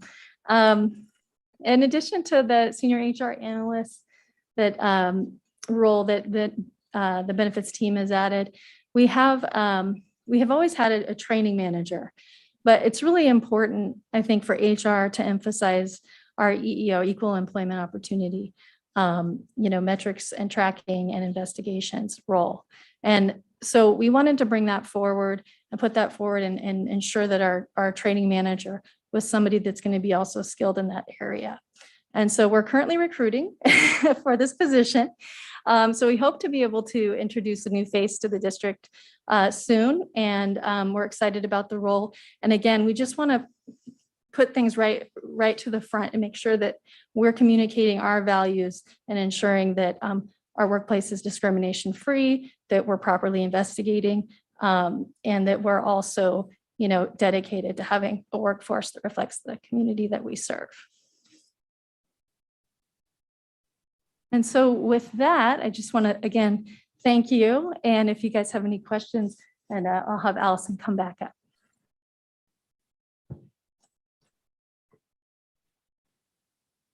So I think that's it for the presentation. If there's any questions, President Coffey, we welcome them. Okay, thank you very much. Very good presentation.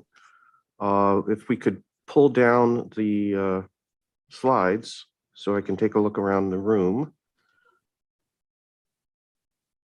And I'll look to my colleagues. Any questions or comments? Okay, there are several. Director Rosario, then Wieskamp, and then Director Corbett. Thank you for the presentation. It's so good to see the growth in this department, because in the past, I think it's been it was too small. But I'm really glad that we've gotten these new positions and to see the growth, and I really love to see the new, I love seeing the new organization. I think we're going to benefit not only our employees, but our constituents as well. My question around training, well, now let's go back to outreach.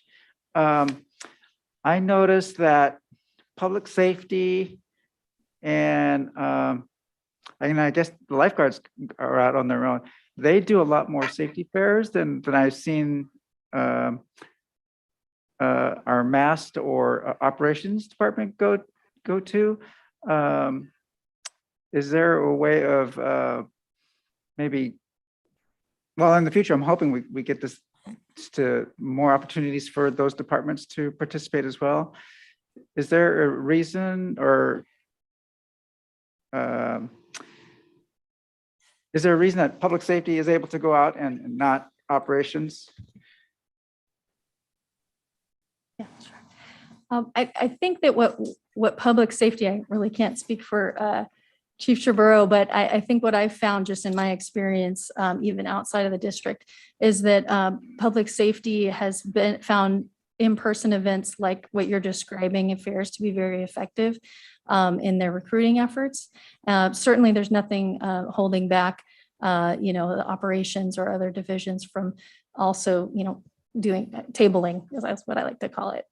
So yeah, there's no inhibition, no barriers to them having that sort of an event other than us ensuring, during the pandemic, a lot of some of those activities were minimized for safety.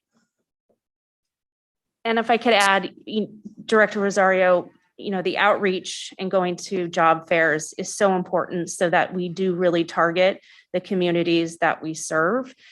So as Janelle pointed out, with COVID, a lot of the job fairs went away or became virtual. I know that some of the analysts already do participate in job fairs, especially if we're ever requested, not to put Jim on the spot, but we are doing the intern program, and there's some events that we've been asked to participate in, and we're always willing to do that and partner with our divisions to really extend our recruitment efforts. Okay, thank you. And then my last question was,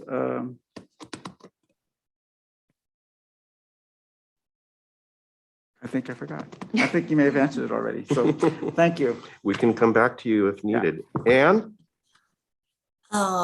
Great. It's nice to see the department sort of spreading its wings, and I'm sure there's going to be a lot more satisfaction from all our workers simply because they know you're there on their side. Could you explain the term and how you utilize performance management? You want me to take that? Who wants to take that one on? I think what you're referring to is in the presentation when we talked about performance management through Summit.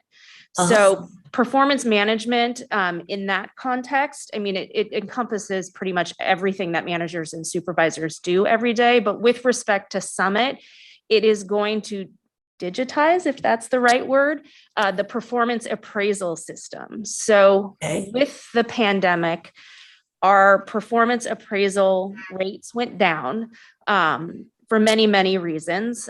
Some, whether it be we didn't do them or they didn't get logged with HR, there were many, many reasons why that number was so low. We recognized it was a problem. Employees are entitled to feedback. They're entitled to know how they're doing on the job. Again, that also promotes retention. So Summit offers this enhancement, which the board approved, and it will allow us to instead of doing manual paper, it will be now on a computer. We will be able to track. Supervisors and managers will get reminder emails. They'll get emails when they're completed. It'll allow us to train on performance management and performance appraisals, which is also very important and part of this process. So hopefully that answers your question about what we were referring to, but it deals with the performance appraisal. It sounds like efficiency. Exactly. Which makes a lot of sense. In, was it 97 resignations? Did somebody resigning typically offer any particular reason? I'm sure there's a range. I just wondered if you saw any typical thing that was happening? So you're correct. It's a range of things. What we have started, and I know my predecessor, Kip Walsh, also started this process, was exit interviews. It's really important to understand why employees are leaving so we can start to spot trends. So we really do offer that. Some employees do not want to take us up on that, which we respect. Some Sure. employees just want to go. What we found is it varies from, promotional opportunities, which we always want to encourage our employees. We hope that we can promote them from within, but sometimes a promotional opportunity lies with outside the park district. That's what I've found. Some do talk about pay, but that's usually in line with the promotional opportunity. But that's really what I have found in my exit interviews.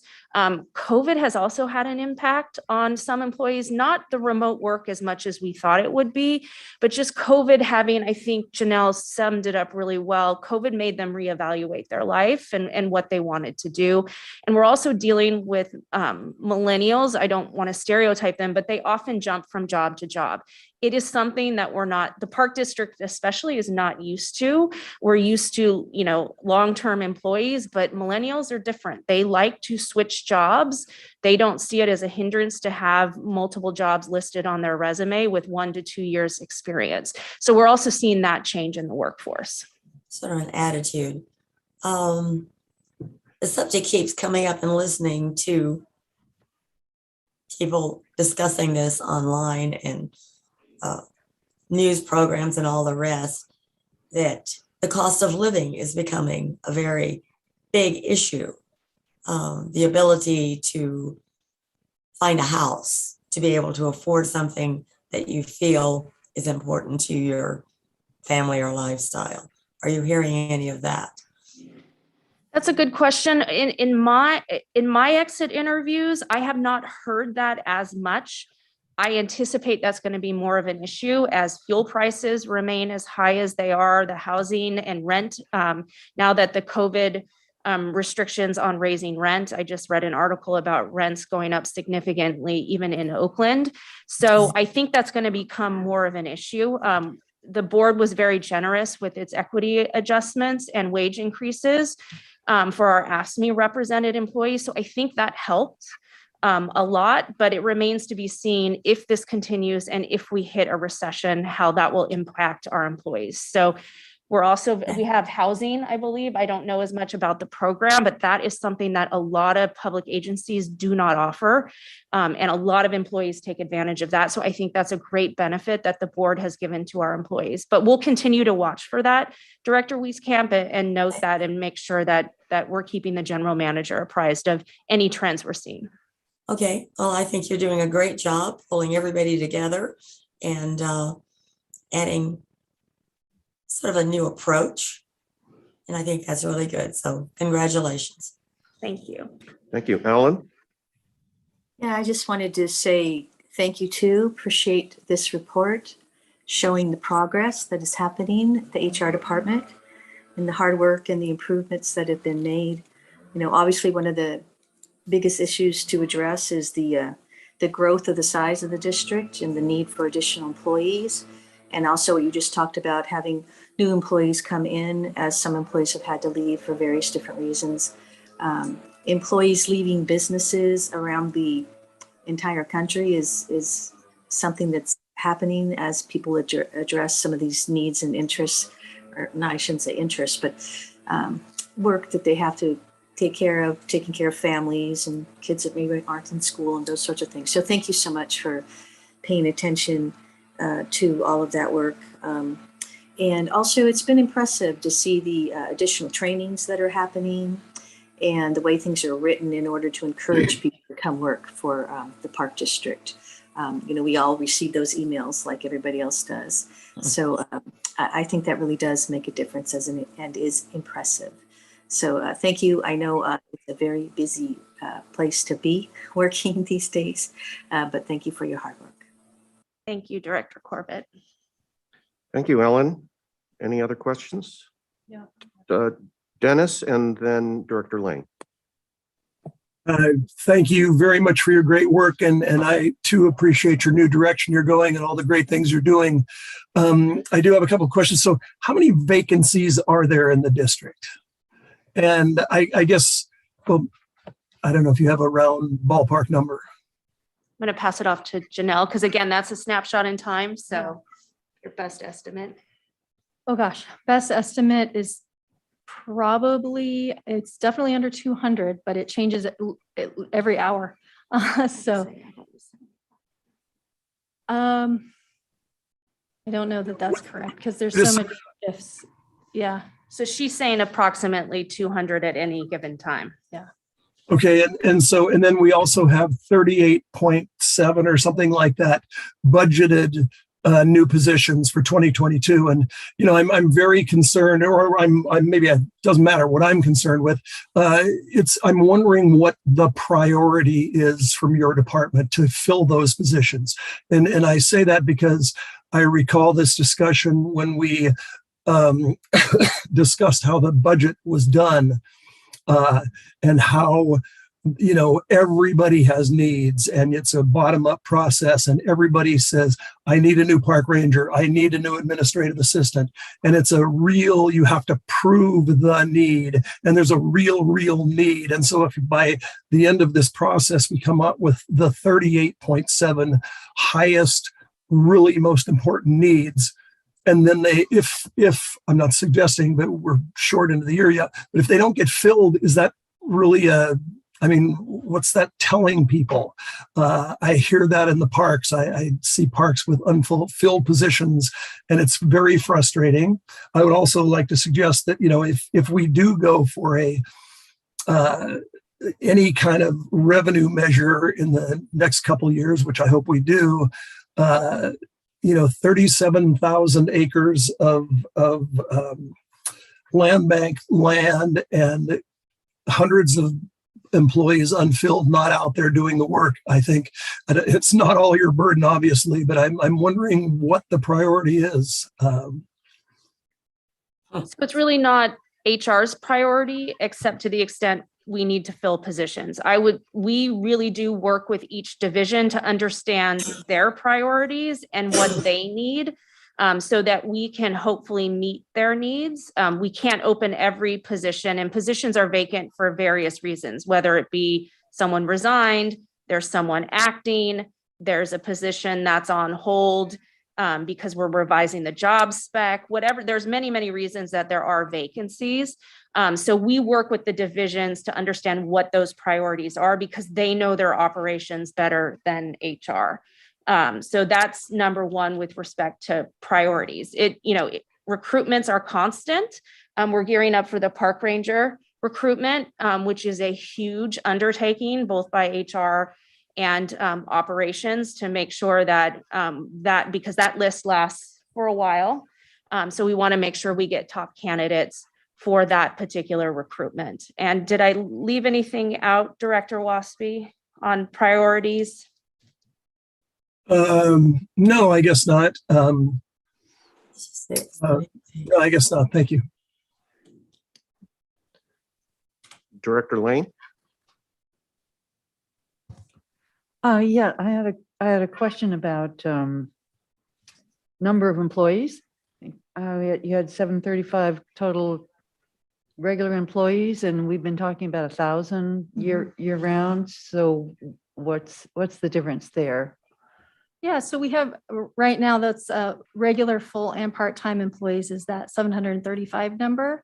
Of course, we grow, we expand in a very significant way during different seasons. So when we're talking about getting up to over 1,000, that includes the seasonal employees, lifeguards, gate attendants, and other positions that come on for a shorter period of time for the season to cover, particularly our high season in the summertime.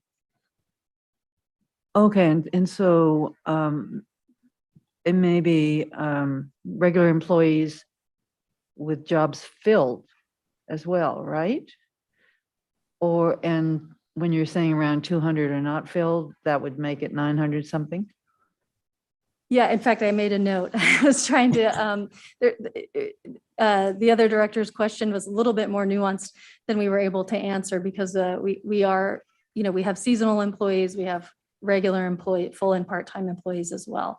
So that's where I think we had a disconnect. The 735 employees is what's budgeted, not necessarily filled. So we have 735 budgeted positions. On top of that, we have over 200 seasonal. So that's how you get closer to the 1,000. When we talk about we have 1,000 employees, that's how that number comes about. You look at budgeted positions and then the seasonal positions that come on board that aren't regular employees. Okay, so then I haven't had the right number in my head. Then I have a question about performance appraisals.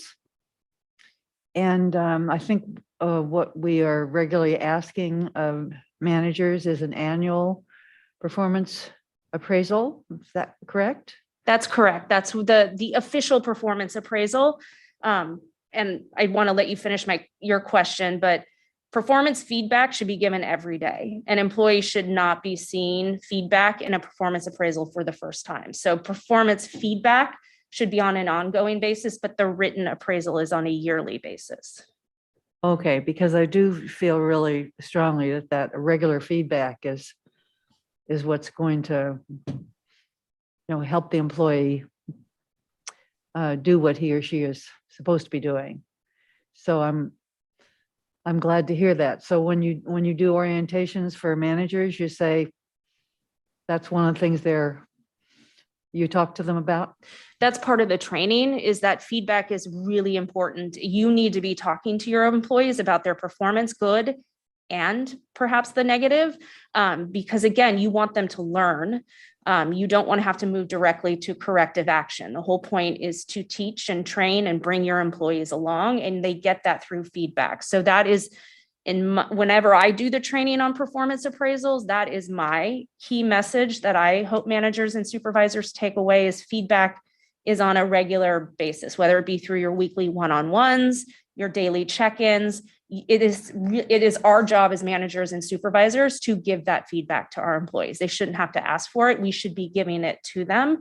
And again, I say over and over again, when you do that performance appraisal, when you go through it with an employee, because you also want to sit down with them and go through the performance appraisal, never should they see something in that performance appraisal for the first time in that appraisal. They should have heard about it in real time so they could try and correct if it's negative. If it's positive, continue on in that way. Yeah. Thank you. So yes, again, thank you for the presentation. It's really good to see this HR expansion coming to fruition. I think, as you know, these positions and the expansion in the number of positions came from the Finance Committee 3 years ago, and was largely impacted by the advocacy of our union, frankly. And therefore, it's good to take note 3 years later that we heard what our workforce representatives were saying, and we've developed. It's never going to be enough, but of course, we have brought those specific proposals to fruition, and I'm very happy to see that come about. Thank you. Yeah, and that's why I just wanted to, again, thank the board for that, because it's very much recognized, and we couldn't do our job without that support. In fact, don't be surprised when we ask for more, like every other division. But yeah, there's a lot to be done. All righty, Director Rosario. In the new employee orientation, is there an opportunity for the union to make a pitch? So that's a good question. So under California law, AB 119, the unions are allowed access to our employees at new employee orientation.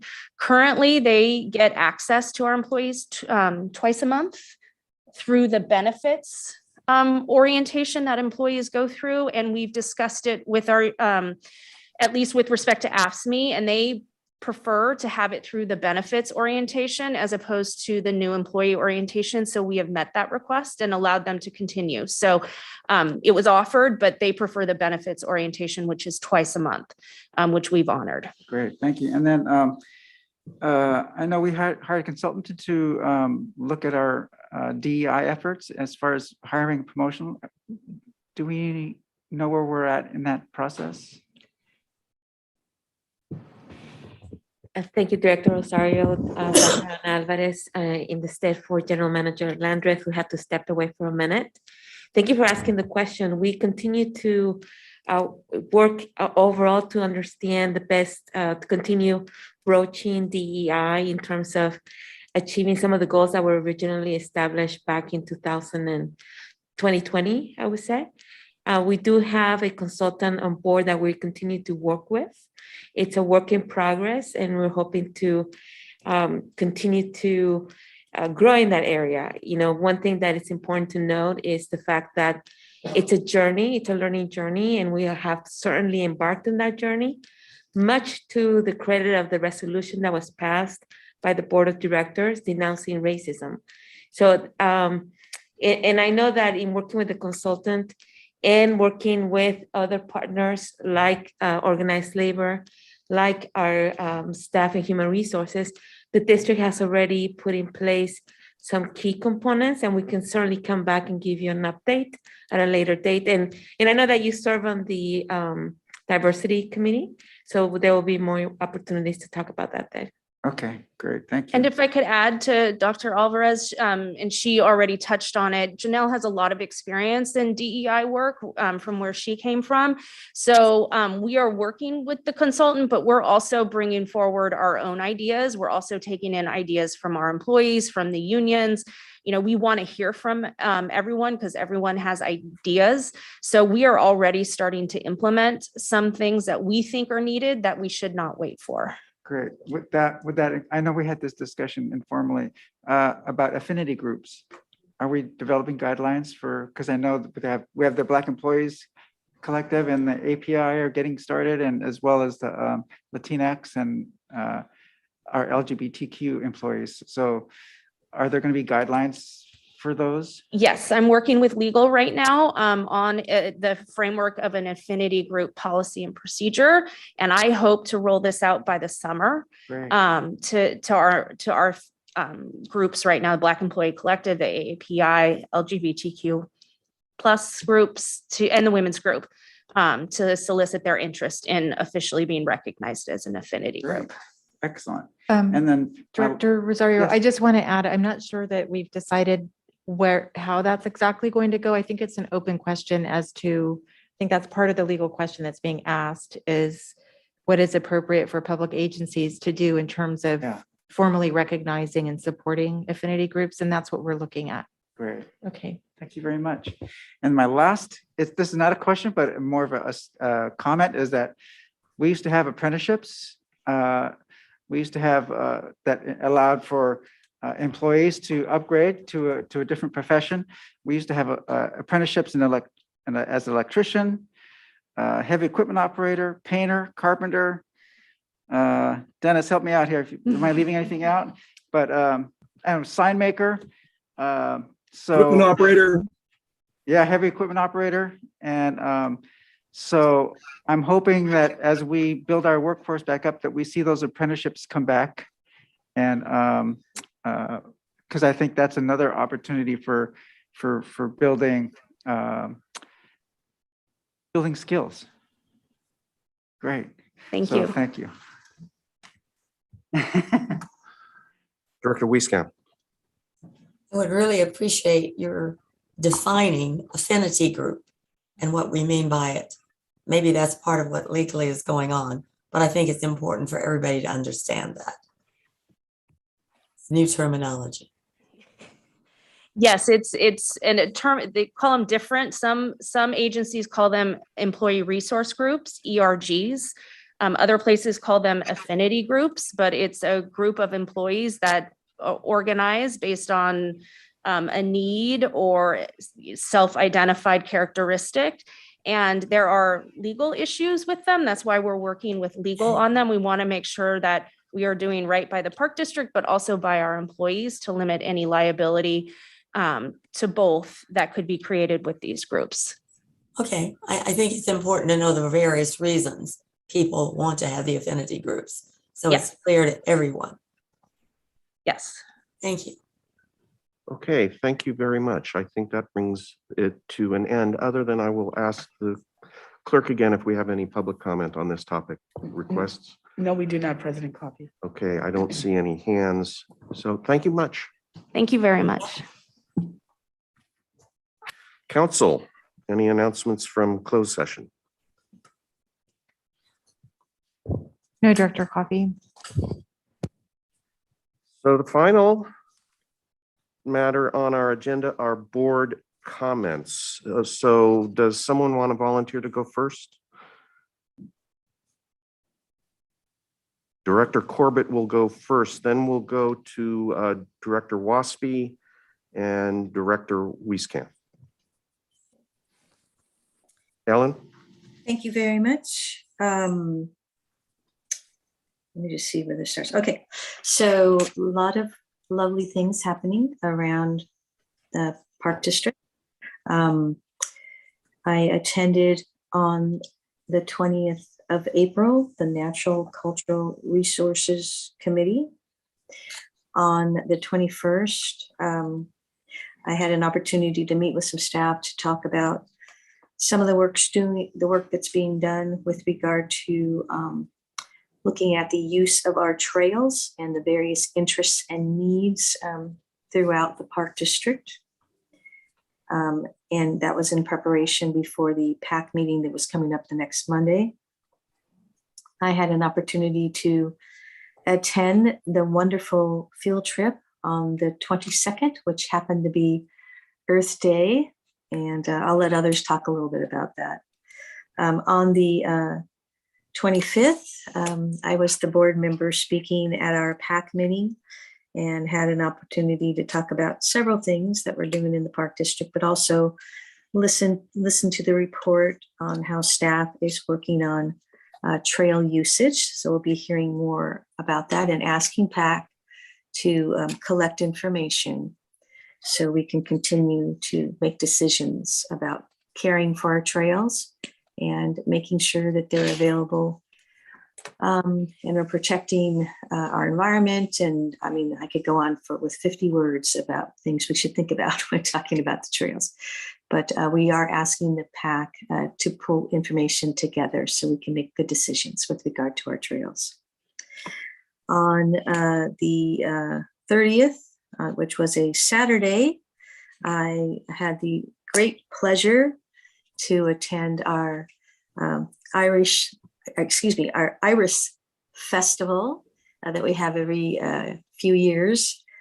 Such a beautiful place to be, and just to see the work of the various types of irises and colors that have been developed for us to see and to show that off at one of our parks.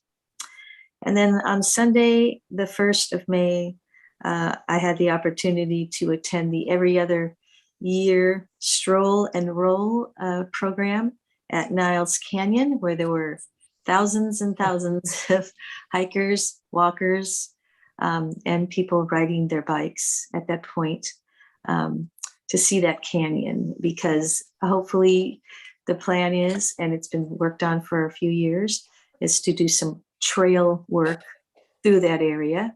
Of course, not right in the middle of the road, but the road is closed at that time, so people can ride their bikes through and really get an idea of what a beautiful, beautiful place that is, and things we should think about as we're collecting the right amount of parts of land to allow people to access through that area.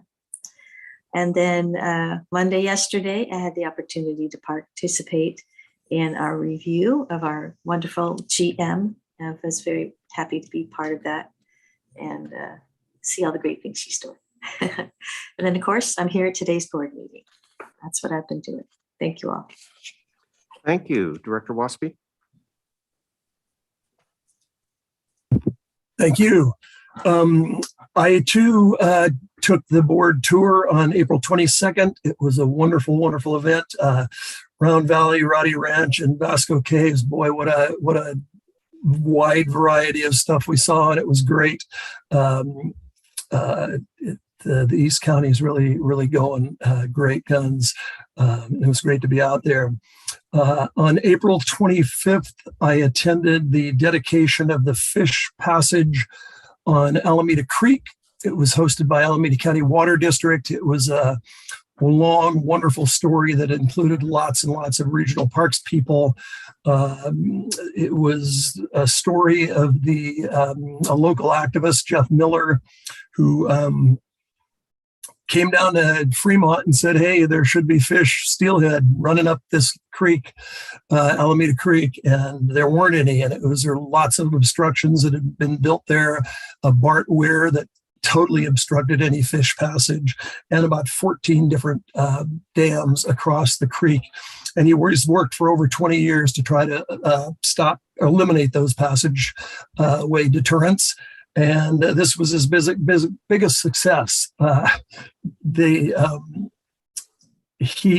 and the Alameda Creek Alliance have worked to get grants to build fish passageways, and this was incredibly sophisticated and incredibly expensive. But it was a great dedication. The Park District was included. And some great people like Pete Alexander, our fisheries manager, and all of our fisheries people are still working on this project, getting fish back where they belong, upstream, and spawning and regenerating their species. On the 27th, I attended the Finance Committee meeting. I also, on the 27th and 28th, attended the California Trails and Greenways Conference. It was a great conference. I learn a lot every time I go there. It was an interesting conference. My perceptions of what I think go on in the real world and sometimes in our world in the Park District get changed, because this was a statewide conference. And well, I'll tell you, just by looking at some of the classes I went to and the sessions I went to, e-bikes, the biking community, it's a strong issue that we're going to have to deal with pretty soon, because it's a well-organized group. Folks want to come to the parks. Folks want to have different types of recreation in parks. And it was strongly emphasized at this conference. Really good one. And I might add that our people won an award for the risk assessment and adaptation prioritization plan on the San Francisco Bay Trail. So Sean and his staff got an award, and I'm very proud of them, and we should all be very proud of their accomplishment there. I also attended a Castro Valley Chamber of Commerce mixer at Dig Deep Farms on the 28th of this last month. I had a great time there. I talked with some Dig Deep Farms folks, including Captain Marty Niederfer of the Alameda County Sheriff's Department, who kind of is the originator of Dig Deep Farms and the biggest proponent of it. I also and I mentioned to him, I said, hey, we're really happy to be partners with you guys. And your partnership down in Ardenwood is really welcomed, and I can't wait. And he said, well, we're kind of down there. And I said, well, I hope you're going to have pumpkins for the pumpkin patch, and I hope you're going to have corn and popcorn and Indian corn and all the stuff they grow for the Harvest Festival. And he said, yeah, I think we will. So I tried to emphasize that to him, and he seems excited about going down there and looks forward to the partnership. On the 29th, I had a meeting with members of the Sierra Club over some questions they had, my opinions on what's going on in the Regional Park District. And I'm sure they'll invite you to give your opinions also, each board member. On this past Sunday, I did the Niles Canyon Stroll and Roll, a wonderful event. I saw a lot of my colleagues there. I saw a lot of other great people there, wonderful people walking through Niles Canyon. They closed it off. It's having ridden a bike through Niles Canyon, scared to death that I was going to get run over, and having driven through there, scared to death that I was going to get run over. It's really nice to be able to just walk at any speed you choose and look inside that look into that beautiful creek and that beautiful canyon. Just a great event. And of course it was sponsored by Alameda County. And I saw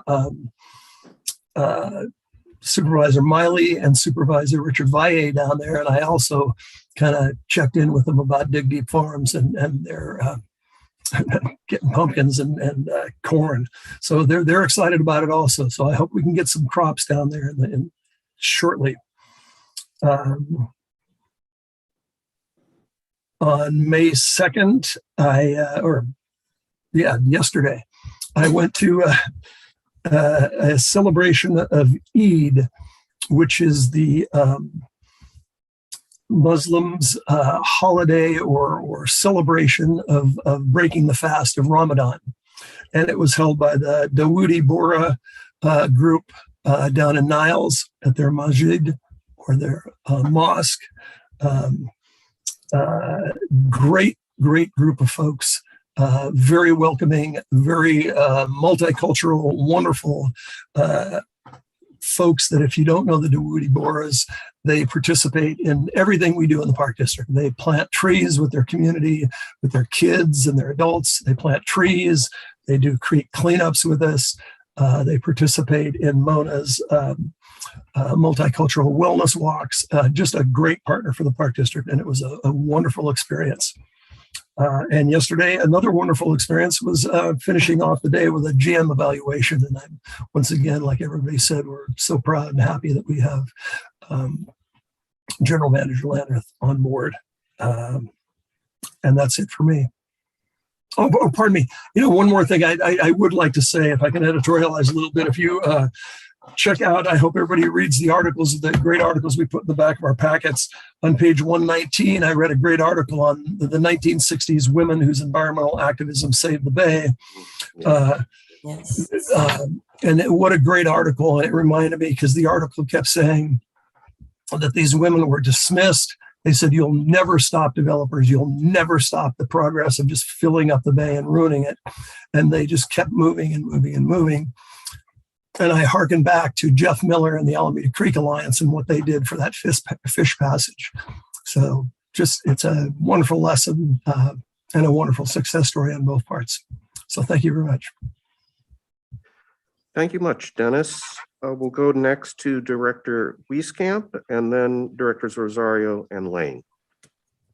On your last statement, never overlook strong-minded women when they know they have a good cause, and they'll stick to their guns, and they did.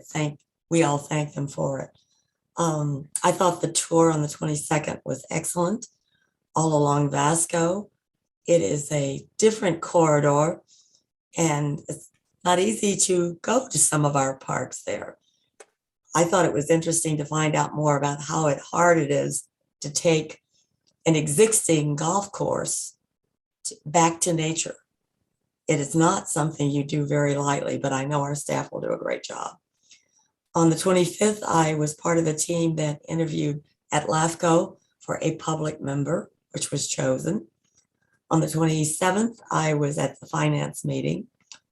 The Iris garden show at Garin at the estate on the 30th was just a wonderful event.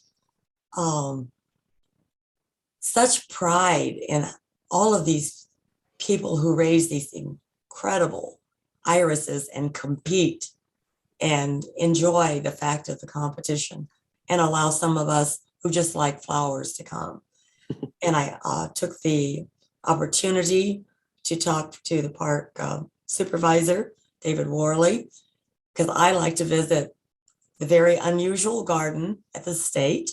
If you've never been there, it's like nothing else. You see new plants, unknown plants, And if I lived nearby, I'd help weed. I told Mr. Worley when he told me the chickens had been under attack. If you didn't know it, there were chickens. And the last time I was there were 2 beautiful black hens. And I said, how are they doing? And he said, they aren't, because somebody left them out. And one of our little native characters, probably a bobcat or such, took them. So I volunteered that I would pay for new 2 black hens if he would guarantee their safety. I took part in the GM evaluation, and I can't tell you what pleasure it is to give someone an A+, which she got from me. And I would like to request that we have, in the future, when there's time on the agenda, our Chief Joe Burrow and his staff to present what our police recruitment is like. I think it's very specialized, and I think it's good for us and the public to understand it. There's so much controversy now with police action, and that's it. That's a good idea. Thank you.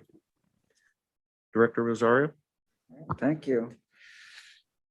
On the 21st, I attended the Lake Merrick Breakfast Club and got to hear directly from Coach Wilcox of the University of Berkeley football team.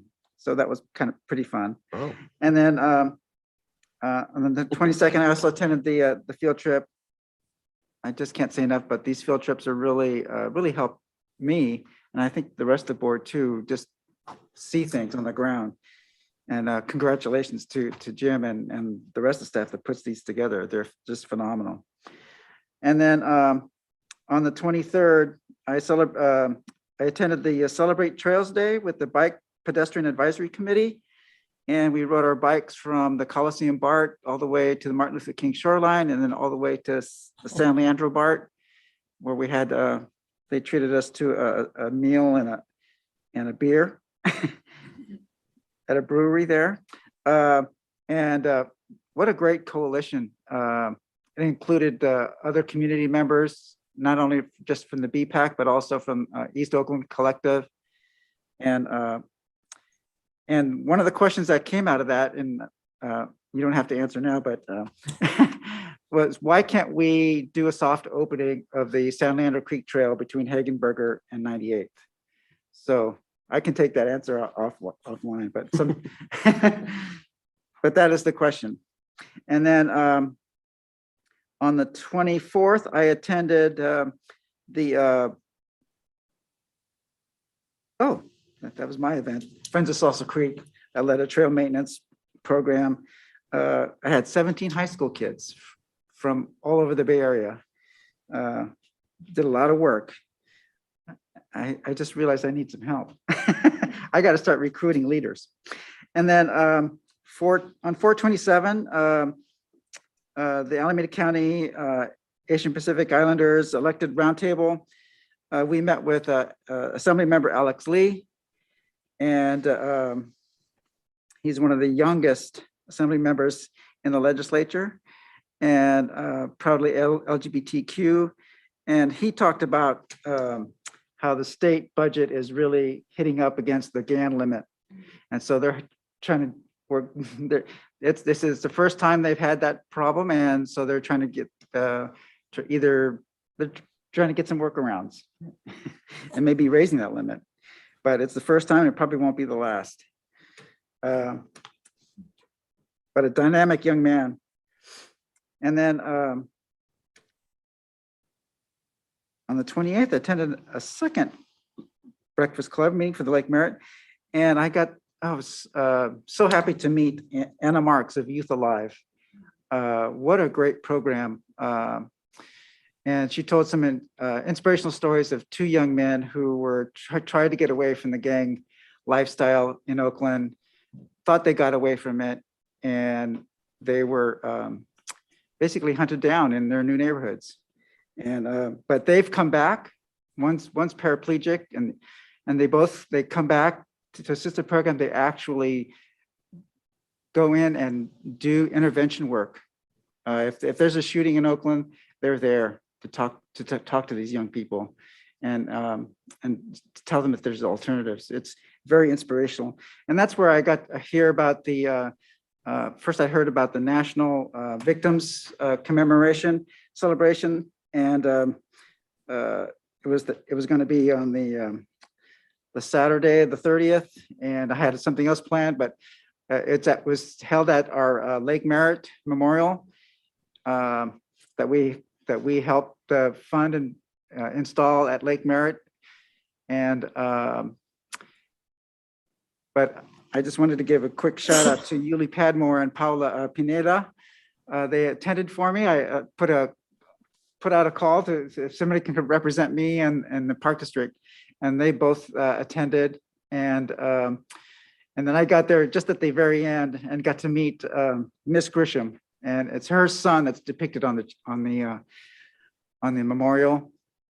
And she announced that Nancy O'Malley had told her that she had enough money to update that memorial with all the names. So there hadn't been any names added since 2012.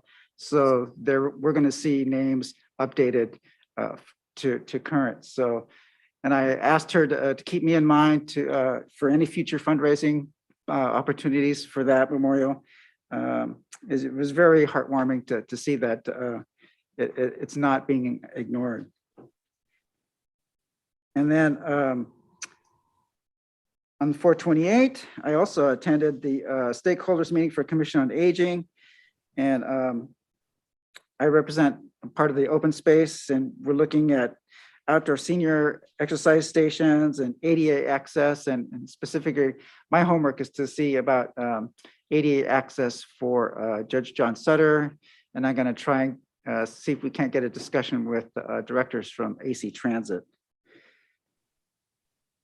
And then on the 29th, I attended the Multicultural Advisory Committee hosted by Mona Ko and Carol Johnson. And what a great group. And the questions for the day was, what does inclusion look like for your communities, and what action item will make communities feel welcome? And I think there was a consensus of having employees that look like the community, represent the community, signs in their language, and just have promoting more family events.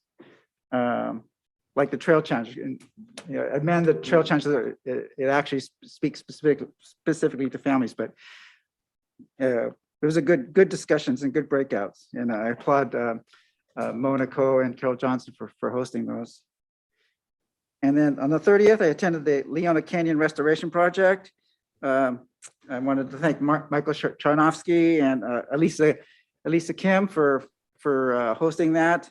And I just want to give a shout out to Jim O'Connor, because it was at Merritt College. The Merritt College group came out, and they're part of your program. And I just wanted to applaud you for doing that program. And they're talking about making that a partnership with Merritt College, and it really deserves to be, because I was shocked to find out that event is only held once a year, and we pulled out so much broom. There's it's going to be a fire hazard soon. But and then I rushed off to the National Victims Violence Day. And then on the 1st, I attended the California Bay 5-County API Elected Officials Summit for 2022 in Newark. And API electeds from 5 counties. And we had some incredible speakers. And one of the big, huge takeaway, and this was from the keynote speaker, from the mayor of Seattle, Bruce Harrell, Black and Japanese heritage, first mayor, API mayor to represent Seattle. And that, he noted that API hate crimes have risen 33%. That's like 4 million incidents nationwide. And his takeaway his takeaway is that the API community is in a unique position to unify the country. Because it's for all of us to band together and against hate will make us all stronger. And it'll, because the people on the other side of hate want to divide us all. But we are in a unique position to stand together against hate and become a stronger and better country. So I want to take that message to heart. And then I attended the closed session for the general manager evaluation, and I too wanted to express how happy I am that we have our general manager, and we all feel like she's doing a wonderful job. And thank you for being here. That's it. That's all? Now. Director Lane? Well, you know, it's the start of spring, and so all kinds of things are going on. And so I have a little list here too. Attended the Cultural and Natural Resources Committee. Had an informal discussion with Trumark, who is the housing developer at Burrell. Enjoyed the board tour to East County, and in particular, well, I enjoyed all of it, but seeing the Roddy Ranch and the plans for transforming that golf course, I thought was really fascinating. And it was an opportunity to have all 7 board members together, which is the first time that's happened in A couple of years, yeah. 2 years. Then the next Saturday, Assemblyman Grayson had his walk and talk at Thurgood Marshall Park, which had a large group of really enthusiastic people. And Ashley Adams gave the tour, and it was really an enjoyable Saturday morning. And to go up in the up a little ways, they allowed us to bring the cars into that plateau that we'd been to, and oh my gosh, those views are unbelievable. So and then of course I stuck my nose in the ryegrass, and now I have an allergy, but other than that then I had a phone call one-on-one with our general manager, and went to the California Trails Conference on the 27th and 28th. It was the 37th conference that they have. And Dennis and I went to a pre-conference session, which I really enjoyed, which was the San Joaquin River National Wildlife Refuge. We had a chance to walk through there with River Parkways representatives and talk about how they are transforming former farmland. And in this case, it was primarily almonds, and grading so that there's wetlands and wildlife habitat. And it was really fascinating to see, because they showed us 1-year-old plantings, 5-year-old plantings, 15-year-old plantings, and astonishing what a little seeding and some water will do, and lots of wildlife coming out for that, and a wonderful hike. Then there was lots on the conference about e-bikes, and I guess I would like to know if we are talking about our Ordinance 38 discussion, what to do with e-bikes in the parks. So someone can tell me about whether we're having that discussion at some point, because it's clear they're all over our parks. And I think it's unfair to ask our police to be ticketing people when there are so many of them. And we just need to address it. Then our park staff was there and spoke at a couple of these sessions. And We did get some prizes or a prize. And here's the awards program for people. I've got several of these. And I appreciate the fact that in our packet today, we have a list of awards that the Park District has won. And the one that was awarded for the San Francisco Bay Trail is in that list. The other very interesting session I went to had to do with the efforts in Marin to encourage park users to resolve their own conflicts.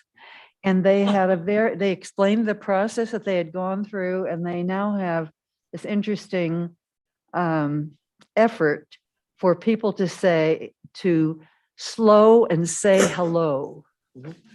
And I think they brought this up at the Trail Users Working Group, but this is the little brochure that they passed out if anybody wants to take a look at it. And they asserted that really, since you never have enough enforcement, that you really have to work on those relationships. And slow and say hello was a very simple concept. The other thing that they showed was that they're taking equestrians into bike clubs in high school and introducing the bikers to horses, giving them a chance to ride around on them, which it can be a real reality experience for them. And I thought that that was an excellent idea as well. I hope that we'll take a look at that idea.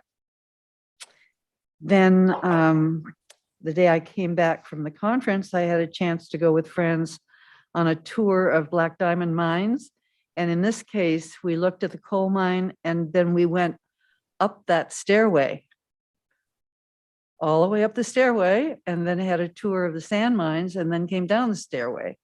So we are accommodating people who are stair climbers, even though we can't do the entire round trip in Black Diamond. Then went to the Iris Affair, which it was beautiful, beautiful event for everyone. And of course, the irises were gorgeous. And I had a chance to see the greenhouse. I think we probably need to do a weed blitz for Jeff in the Myers garden, because they've been focusing on the irises, and the garden really needs about 50 weeders to weed on needs a Saturday, lot. Sunday. And it would improve the garden quite a bit. Then I did have a chance to go on the roll and stroll, and I want to thank the police for that, because I had a ride on the slowest golf cart in the world. But it works. With 3 of the officers, and the top speed was, I believe, 7 miles an hour. So I was able to enjoy the ride from Sunol to Niles and back, and saw a few elected officials that I could chat with as well. So that was a lovely event.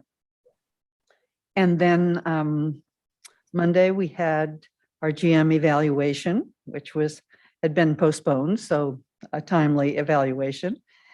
And then I have a couple of other things. One, I read the executive summary for the Nature Check report out of stewardship, which I think is a very interesting accomplishment indeed. I would like to see us do an Olmsted resolution for that 200th birthday. Is that, I don't know, is that somewhere in the works to do that kind of resolution? Or do I need to find the information on it? We will need to get back to you, Director Lane. I believe this item may be resting with Public Affairs. Yeah, So we'll check back with you. Yeah, if you would ask about it, they are going to have a San Francisco event, and at the very least, we should be doing the resolution and probably some tours. And then I have been talking with an advocate for the McGee Preserve in Danville, who is eager for us to move on getting the open space from the adjacent development transferred to Sycamore Valley open space. And I explained to him there were some issues that are preventing that just now, but also talked about the trails there. And then finally, I want to say that Brian Holt let me know that we have received the final deed for Thurgood Marshall Regional Park. Yay. The beneficial conveyance is represented in that final deed. And as I think we all know, in June of 2019, we took constructive possession, but we didn't have the final. And so this is it's time for a celebration on that. I think there are still some things to finish, but it also is maybe one of the largest conveyances from one of the base closures in the United States. So when we announce it, we need to brag once again on our managing to add this wonderful 2,500 acre park to our system by going through the national park conveyance approach. And I think that's it. So. Okay, thank you very much. And I'll be short because mine have all been talked about at this point. On the 20th, I attended the Natural and Cultural Resources Committee. On the 22nd, the board site tour, and thanks once again to all of those responsible for putting those tours together. On the 23rd, on a wonderful morning, actually, I attended Tim Grayson's walk and talk at Thurgood Marshall. On the 25th, I met with local Sierra Club leadership to discuss their interest in our stewardship programs. On the 27th, I attended by YouTube the Finance Committee. On the 28th, I had my quarterly meeting with Government Affairs, and I asked Eric and Lisa to meet me at my office for that day, which was a park bench overlooking the Carquinez Straits.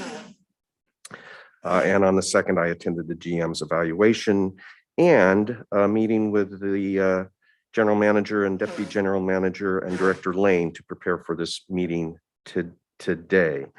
And on a personal note, I spent a wonderful Sunday afternoon in Reinhardt Redwood Regional Park, getting to know my brand new son-in-law and visit with my daughter. It was a beautiful day. And I think that does it for me. So I will look around the room, and I see Director Rosario has something to add.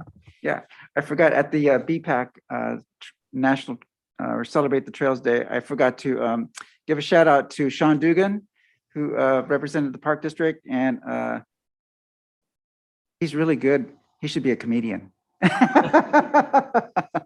But don't encourage. I thought he was exact same thought that came immediately to the general manager and myself. He was really good. But anyway, I just wanted to thank Sean, and then also I just want to acknowledge this is Asian Pacific Islander Heritage Month. So okay, you have to try. Sean is here at the meeting right now. Hi, Sean. Okay, Sean, we didn't really mean that. So, anyone Zooming have any final thoughts or comments? If not, No. we Had a will. great meeting.